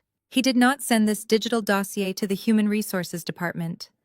He bypassed every standard corporate channel and emailed the massive file directly to David, the chief executive officer of my firm. William hit send with a loud, triumphant slap on his desk. He walked out of his study, found Catherine wiping away her fake tears, and proudly announced that my entire career was officially dead. He genuinely believed that a Wall Street chief executive would instantly fire me to avoid a massive public relations scandal. He thought he had just handed me a one-way ticket to federal prison. My phone buzzed relentlessly throughout the night, flooded with hate mail and violent threats from Catherine's viral social media campaign. I silenced the device, placed it face down on my nightstand, and went to sleep with a perfectly clear conscience. I arrived at the Manhattan office the next morning at exactly 7, carrying my iced coffee and wearing my sharpest tailored suit. The trading floor was unusually quiet. The aggressive, competitive hum of the financial sector was entirely replaced by a heavy, suffocating tension. Dozens of investment bankers and wealth managers stopped what they were doing and stared at me as I walked past their glass desks. The whispers started immediately echoing softly against the office walls. My assistant was waiting anxiously right outside the closed door of my private office. She looked pale, completely terrified, and was clutching a stack of morning reports against her chest. She did not offer her usual cheerful good morning. She just pointed a visibly shaking finger toward the center of the executive floor. "David wants to see you right now," she whispered, her voice barely audible over the tense silence of the room. "He told security to hold all his calls, and he is waiting for you in the main executive boardroom." I turned and looked straight through the transparent walls of the massive corner boardroom. David was sitting alone at the head of the long polished table. A thick printed copy of William's fabricated dossier was resting directly in front of him, the bright red urgent flag attached to the cover page. He was staring down at the papers with an unreadable, intense expression on his face. I took a deep breath, adjusted the lapels of my designer blazer, pushed open the heavy glass door, and walked confidently inside. The heavy glass door sealed shut behind me, cutting off the nervous murmurs from the trading floor. The executive boardroom was vast and intimidating, featuring a massive polished mahogany table that stretched across the room. David sat at the far end. He was a ruthless 50-year-old billionaire who built this investment fund from the ground up. Resting precisely in the center of the table was the thick printed copy of the fabricated 50-page dossier William had emailed him during the night. A bright red urgent flag was stapled to the front cover. David did not look angry. He looked entirely unreadable. "Take a seat, Alyssa," David said, gesturing to the leather chair directly across from him. "We have an audience this morning." I sat down, keeping my posture perfectly straight. I noticed the digital conference phone in the middle of the table was glowing with an active call connection. The timer showed the call had been going on for 5 minutes before I entered the room. "Are you there, William?" David asked, leaning toward the microphone. "I have Alyssa in the room with me now. You can proceed with your report." A heavy theatrical sigh echoed through the high-definition speakers. It was a masterful performance. William had clearly spent hours rehearsing this exact moment. He sounded like a broken, devastated father who was making the ultimate sacrifice for the greater good of corporate America. "David, thank you for taking my call." William began, his voice dripping with manufactured sorrow. "This is the hardest thing a parent ever has to do. I have spent my entire life trying to guide my daughter, trying to instill a strong moral compass in her. But yesterday, I uncovered something that completely shattered my heart.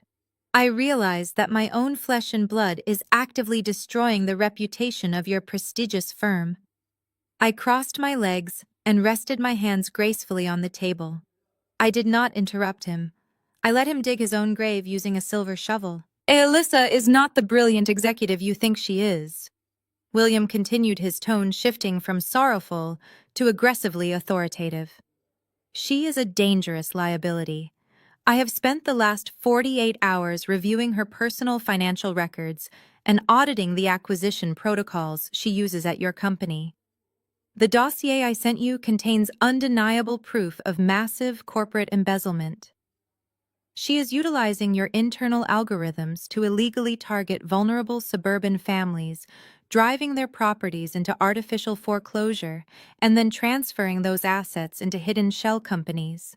He paused for dramatic effect, letting the severity of his fabricated accusations hang in the silent boardroom. She is stealing from you, David William warned. She is engaging in severe insider trading and masking it as aggressive portfolio management.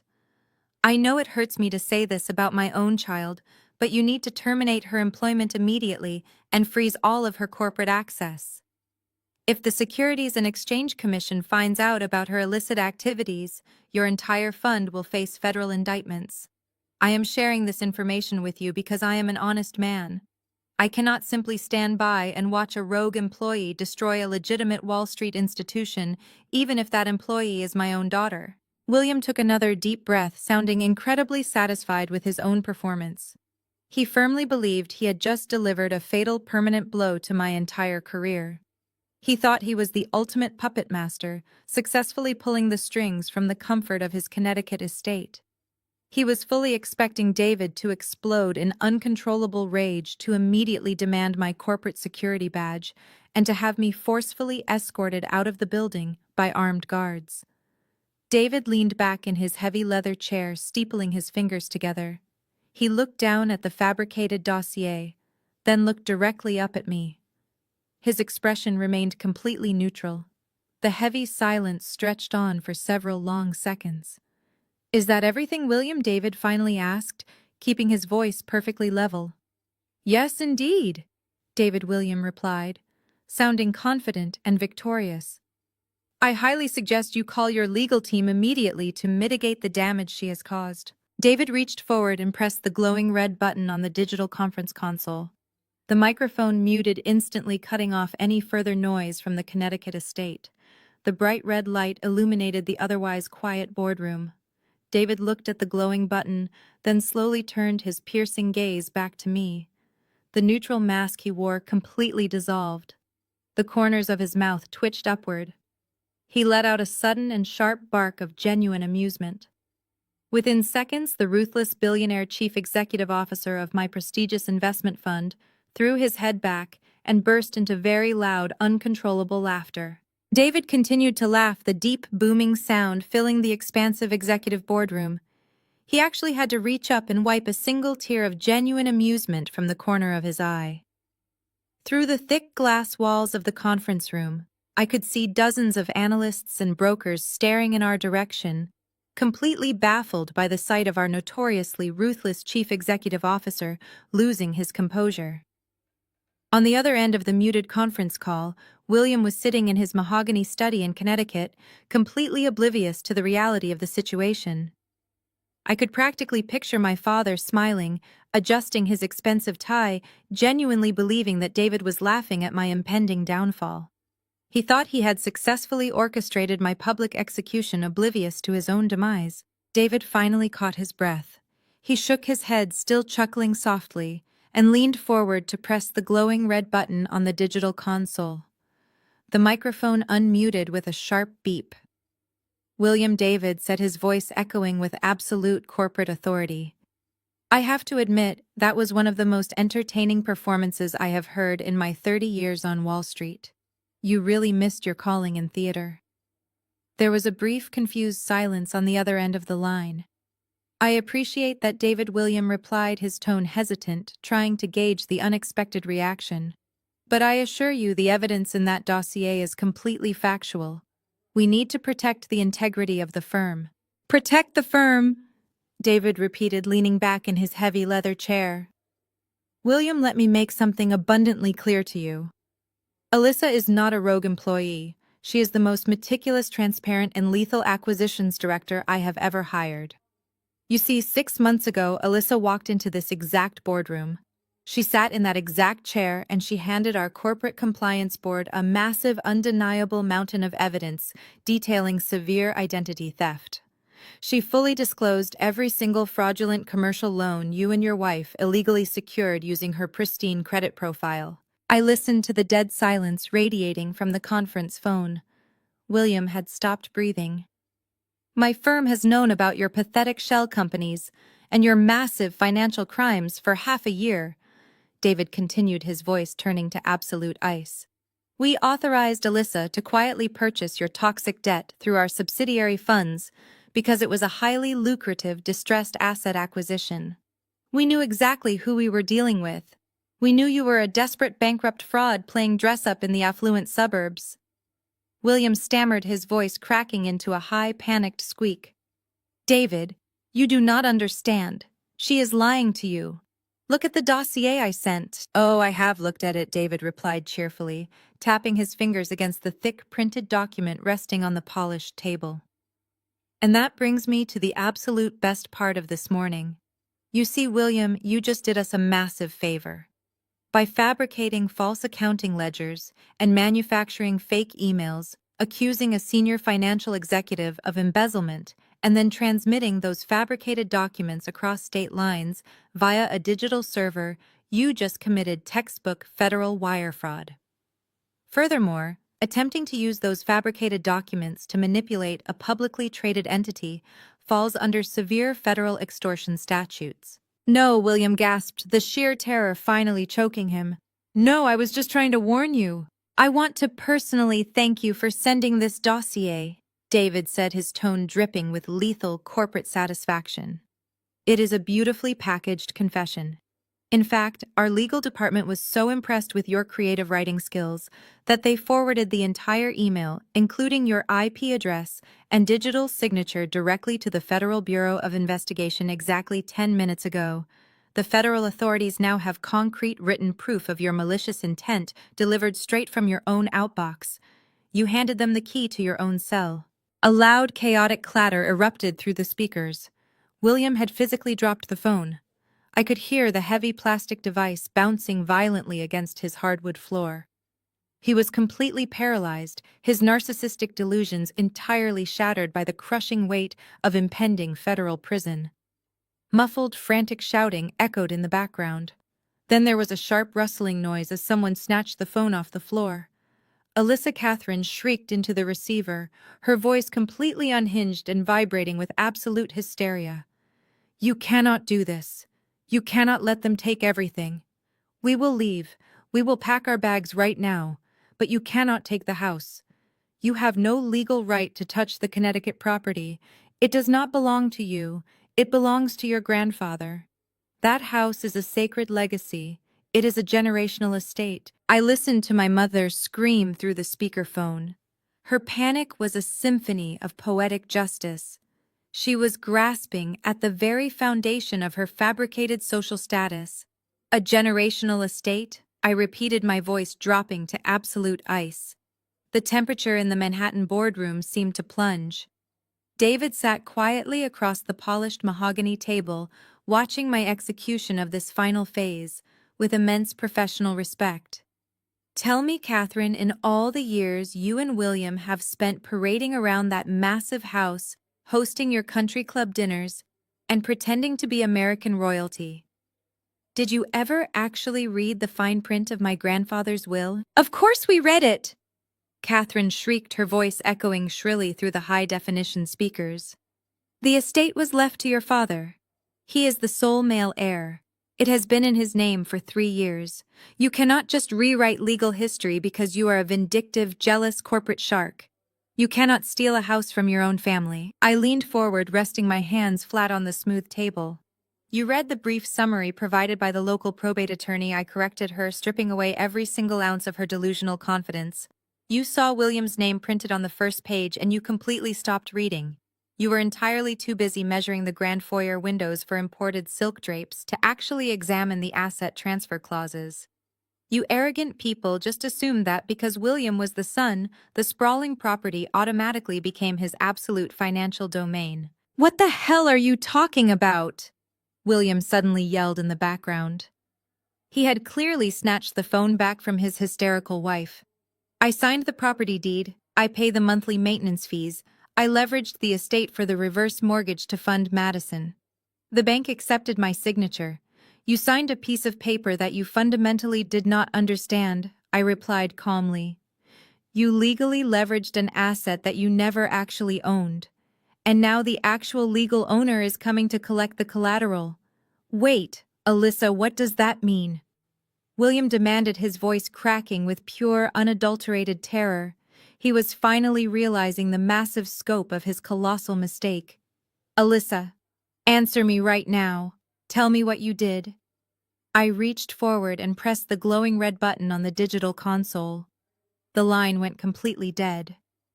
I ended the call without offering a single additional word of explanation. I left them to drown in the heavy, suffocating silence of their own ignorance. I knew exactly what would happen next. I spent the rest of my Friday afternoon finalizing the hostile takeover of their useless shell companies, officially securing my executive promotion with David, and enjoying a quiet, luxurious dinner in downtown Manhattan. Meanwhile, William and Catherine were locked inside their Connecticut mansion, spiraling into a state of absolute terrified paranoia. I could easily picture the frantic chaos unfolding in the suburbs. They spent the entire weekend tearing their pristine mahogany study apart. They ripped through decades of old, dusty filing cabinets, frantically pulling out drawers and dumping paperwork onto the Persian rugs, desperately searching for the original certified copy of my grandfather's last will and testament. They aggressively called their expensive estate lawyers, leaving dozens of unhinged, screaming voicemails. But no reputable attorney picks up their personal cell phone on a Saturday afternoon for a toxic client who is actively under federal investigation for wire fraud. They were entirely isolated, completely cut off from the legal protection they always relied on. The massive decorated walls of their opulent suburban fortress were suddenly closing in on them. Every loud creak of the expensive hardwood floors, every sharp gust of autumn wind rattling the custom glass windows, sounded exactly like an approaching threat. They could not sleep. They could not eat. DeAndre had vanished with whatever liquid cash Madison had left. Madison was locked in a cheap roadside motel room, completely ignoring their frantic calls. William and Catherine were trapped alone in a sprawling mansion that suddenly felt like a massive ticking time bomb. They spent 48 hours suffocating in the terrifying realization that their entire elite reality was built on a catastrophic legal oversight. They were completely powerless. The weekend dragged on with agonizing slowness for the guilty. But for me, the weekend passed with beautiful, effortless precision. I rested quietly. I prepared my final legal documents, and I waited patiently for the final grand curtain to drop on their lifelong theatrical performance. The heavy darkness of Sunday night eventually gave way to the cold, crisp, and completely unforgiving light of an entirely new week. The brutal game was finally over for them now. The fateful Monday morning arrives. It is exactly 8 o'clock sharp. Monday morning arrived with the biting chill of a late November freeze. The antique grandfather clock in the grand foyer chimed exactly 8 times. The final echoing note had barely faded into the heavy silence of the Connecticut estate when the flashing red and blue lights pierced through the front windows. The pristine quiet of the exclusive suburban neighborhood was violently shattered. A fleet of 4 county sheriff cruisers rolled methodically up the long, circular driveway, their tires crunching loudly against the pristine gravel. Right behind the line of police vehicles crawled a massive commercial moving truck. The heavy diesel engine rumbled like a beast preparing to swallow the entire fabricated life of my parents. The sudden commotion drew the immediate attention of the entire affluent street. Neighbors who had spent decades attending Catherine lavish garden parties and William ostentatious holiday dinners stepped out onto their perfectly manicured lawns. Women in expensive cashmere robes and men holding their morning coffees gathered at the edges of their property lines. They watched in stunned fascination as the undeniable reality of an eviction unfolded at the most prestigious address in the subdivision. The heavy oak front door of the mansion swung open with a violent crash. William charged out onto the stone porch. He was not wearing his usual tailored business suit or his expensive golf attire. He wore a wrinkled dress shirt and disheveled trousers, looking like a man who had not slept or showered in 3 days. His face was a mask of feral, desperate panic. In his right hand, he tightly gripped a solid wood baseball bat. He brandished the weapon aggressively, his knuckles turning completely white. Catherine cowered in the shadows of the doorway behind him, clutching her silk robe tightly around her trembling frame, her face pale and terrified. "Step off my property right now!" William roared, his voice cracking with unhinged hysteria. His wild eyes darted between the marked cruisers and the towering moving truck. "I am warning all of you. You are trespassing on a private generational estate." The lead sheriff, a tall, broad-shouldered man with a completely unfazed expression, stepped out of the foremost cruiser. He adjusted his utility belt and walked calmly toward the base of the stone porch. Two armed deputies flanked him, keeping a watchful eye on the baseball bat in William's hand. The sheriff pulled a thick, folded legal document from his uniform pocket. "William, you need to lower the weapon immediately," the sheriff commanded, his voice projecting absolute, undeniable authority. "We are here to execute a lawful eviction and secure this premises pursuant to a finalized foreclosure order. You have been served the mandatory 48-hour notice to vacate. Your legal occupancy of this residence has officially expired." "This is an illegal corporate theft!" William screamed, swinging the baseball bat through the freezing air. He was completely losing his grip on reality, totally consumed by his narcissistic delusion. "You have no jurisdiction here. I am the sole male heir. This house is my absolute birthright. It belongs to me.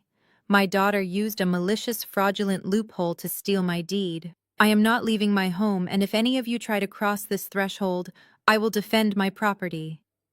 The sheriff stopped at the bottom of the steps. His demeanor shifted from patient to strictly procedural.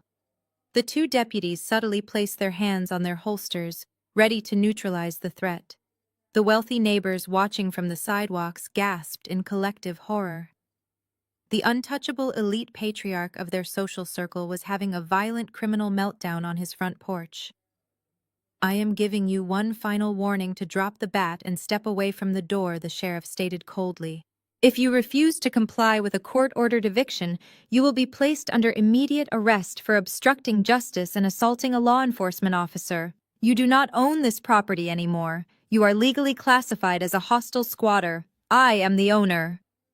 William shrieked, spittle flying from his lips as he refused to surrender the weapon. Just as the deputies unclipped their holsters to move in, a sleek, heavily armored black SUV turned off the main street and glided smoothly into the driveway. The massive vehicle bypassed the parked police cruisers and pulled to a stop directly in front of the stone porch. The heavy, tinted passenger door swung open. I slowly stepped out of the vehicle into the freezing morning air. I wore a pristine, tailored charcoal trench coat and towering leather boots.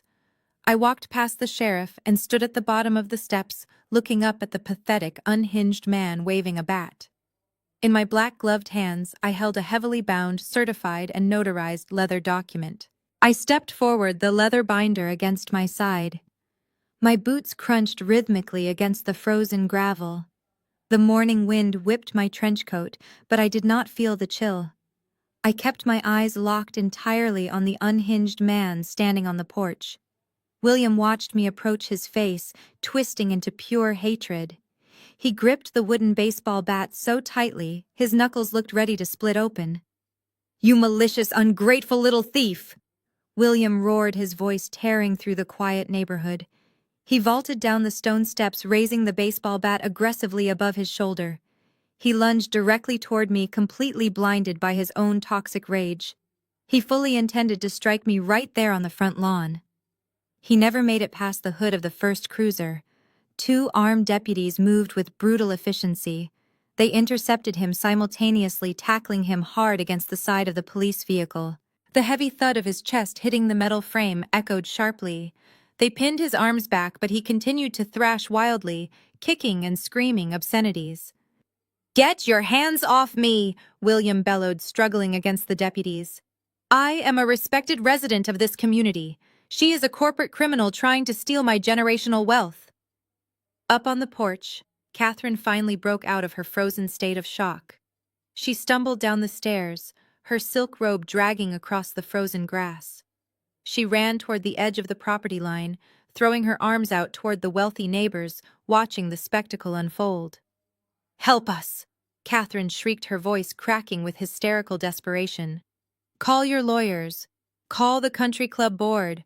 She is illegally evicting us. Please, somebody do something. You know us. We hosted the charity gala last month." I watched the neighbors react. It was a beautiful display of affluent suburban preservation. The women in their expensive cashmere coats quickly turned their backs. The men holding their morning coffees shook their heads in disgust and retreated into their massive houses. Front doors clicked shut all down the street. High society loyalty vanished the exact second police cruisers appeared. Catherine fell to her knees on the frozen grass, weeping uncontrollably as her social standing evaporated into thin air. I turned my attention back to William. The deputies had him securely pinned, but they allowed him enough room to speak. He was breathing heavily, glaring at me with venomous, bloodshot eyes. "You think this piece of paper means anything?" William spat, gesturing aggressively toward the binder in my hands. "You think you can just buy a bank and kick me out of my father's house? I will tie you up in probate court for the next 4 decades. I will hire the most ruthless estate attorneys in the country. I will drain your corporate fund fighting this illegal foreclosure. My father left this estate to me. I am his only son.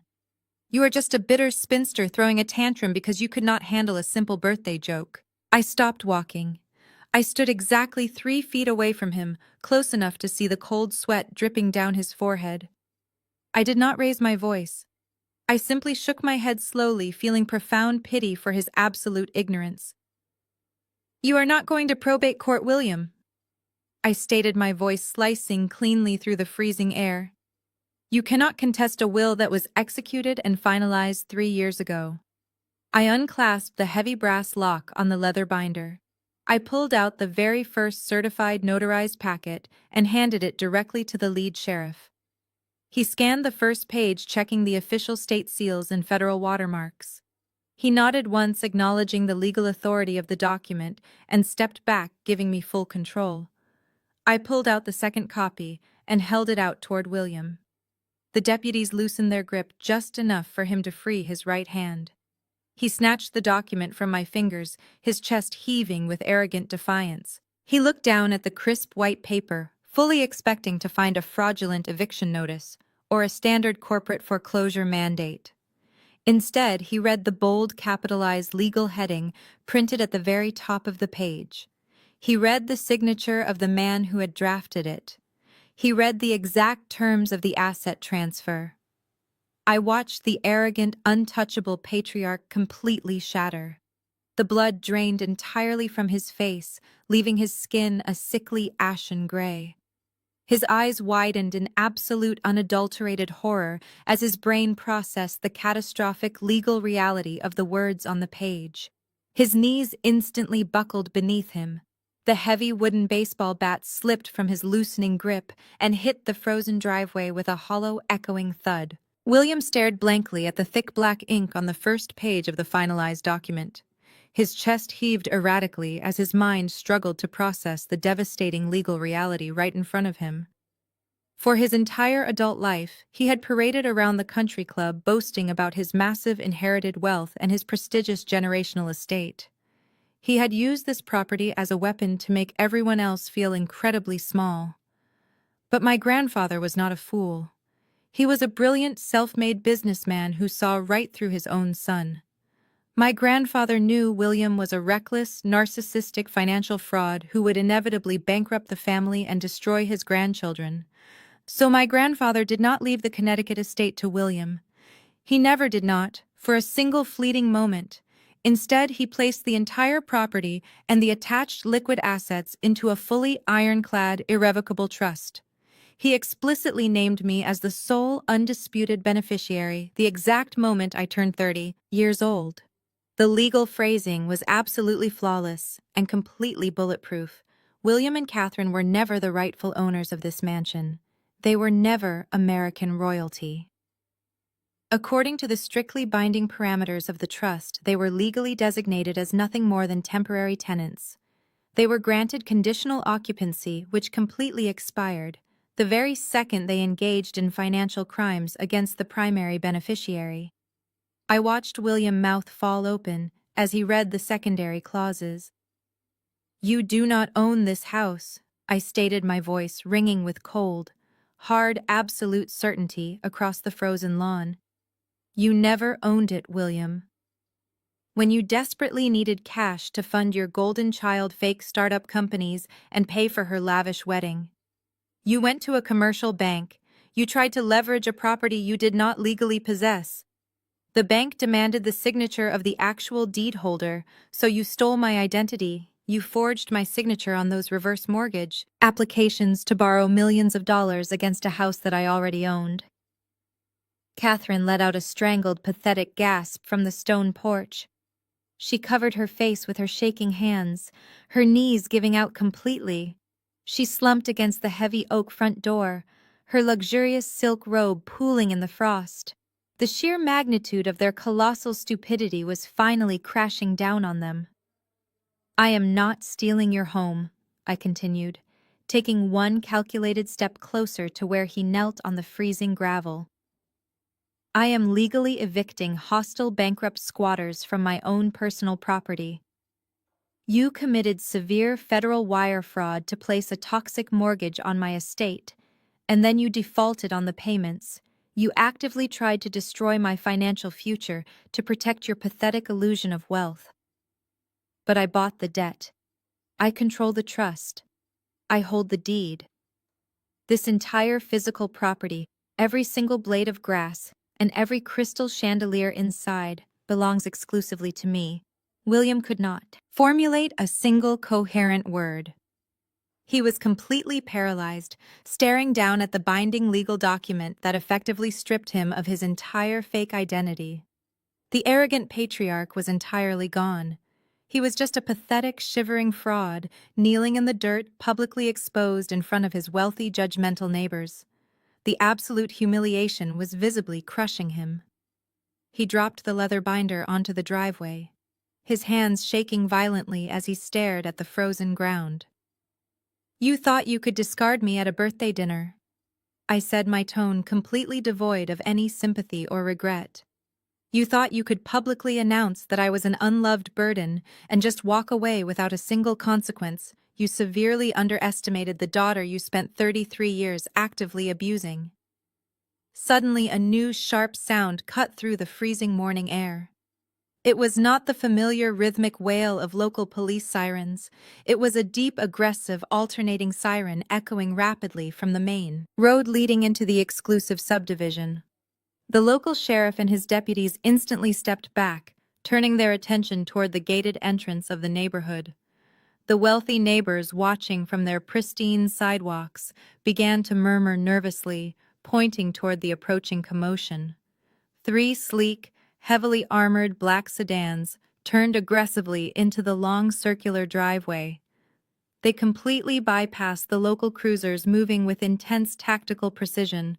The heavy vehicles screeched to a halt right behind my car, completely blocking any possible exit from the estate. The doors of the sedans flew open simultaneously. Several men and women wearing dark tactical jackets with large yellow letters printed across their backs stepped out onto the gravel.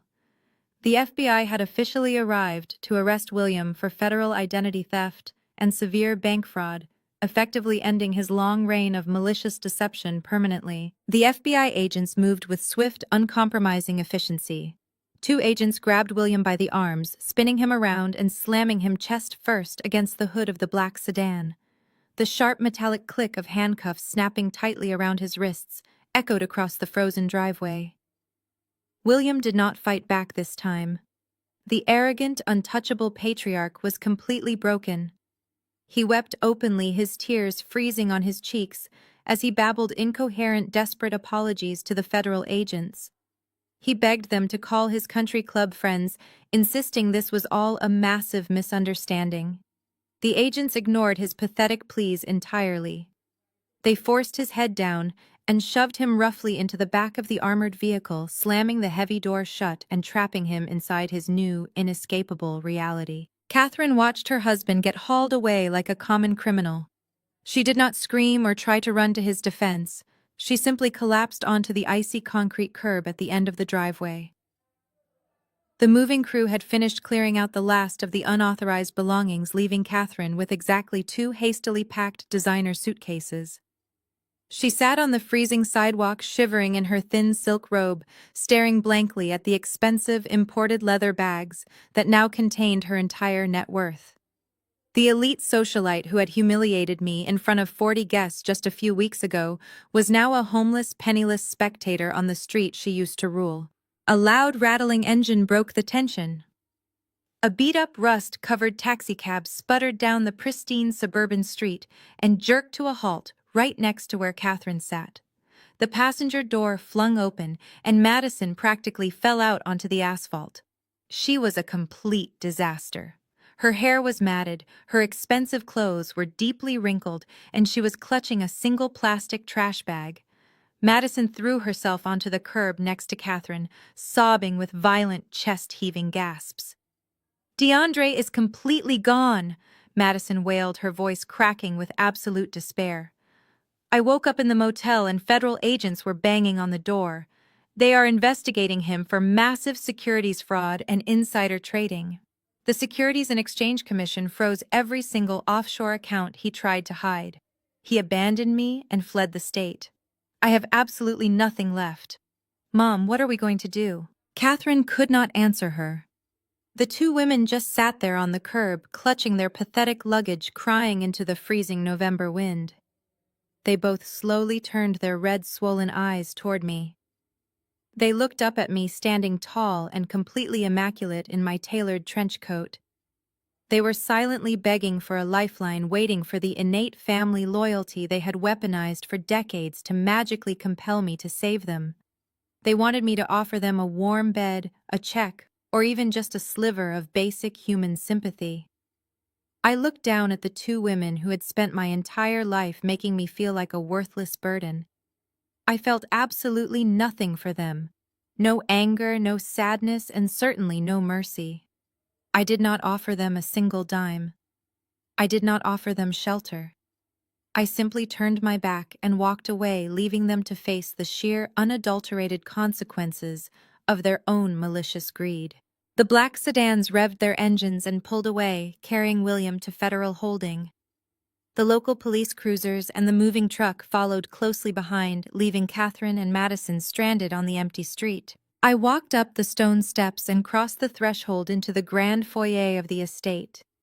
The heavy oak door clicked firmly shut behind me, instantly cutting off the pathetic sounds of their sobbing and sealing them outside in the cold. The massive mansion was now completely and beautifully silent.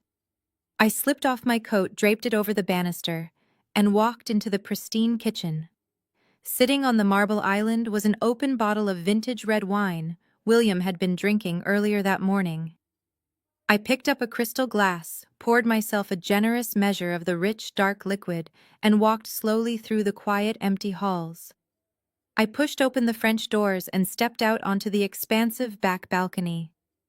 The morning sun was finally breaking through the heavy winter clouds, casting a brilliant golden light across the vast, peaceful property that was legally, rightfully, and permanently mine. I took a deep, calming breath of the morning air, feeling the weight of the past 33 years completely lift from my shoulders. I smiled, raised my crystal glass toward the bright, empty sky, taking in the absolute beauty of my empire, and whispered softly into the wind, "Thank you."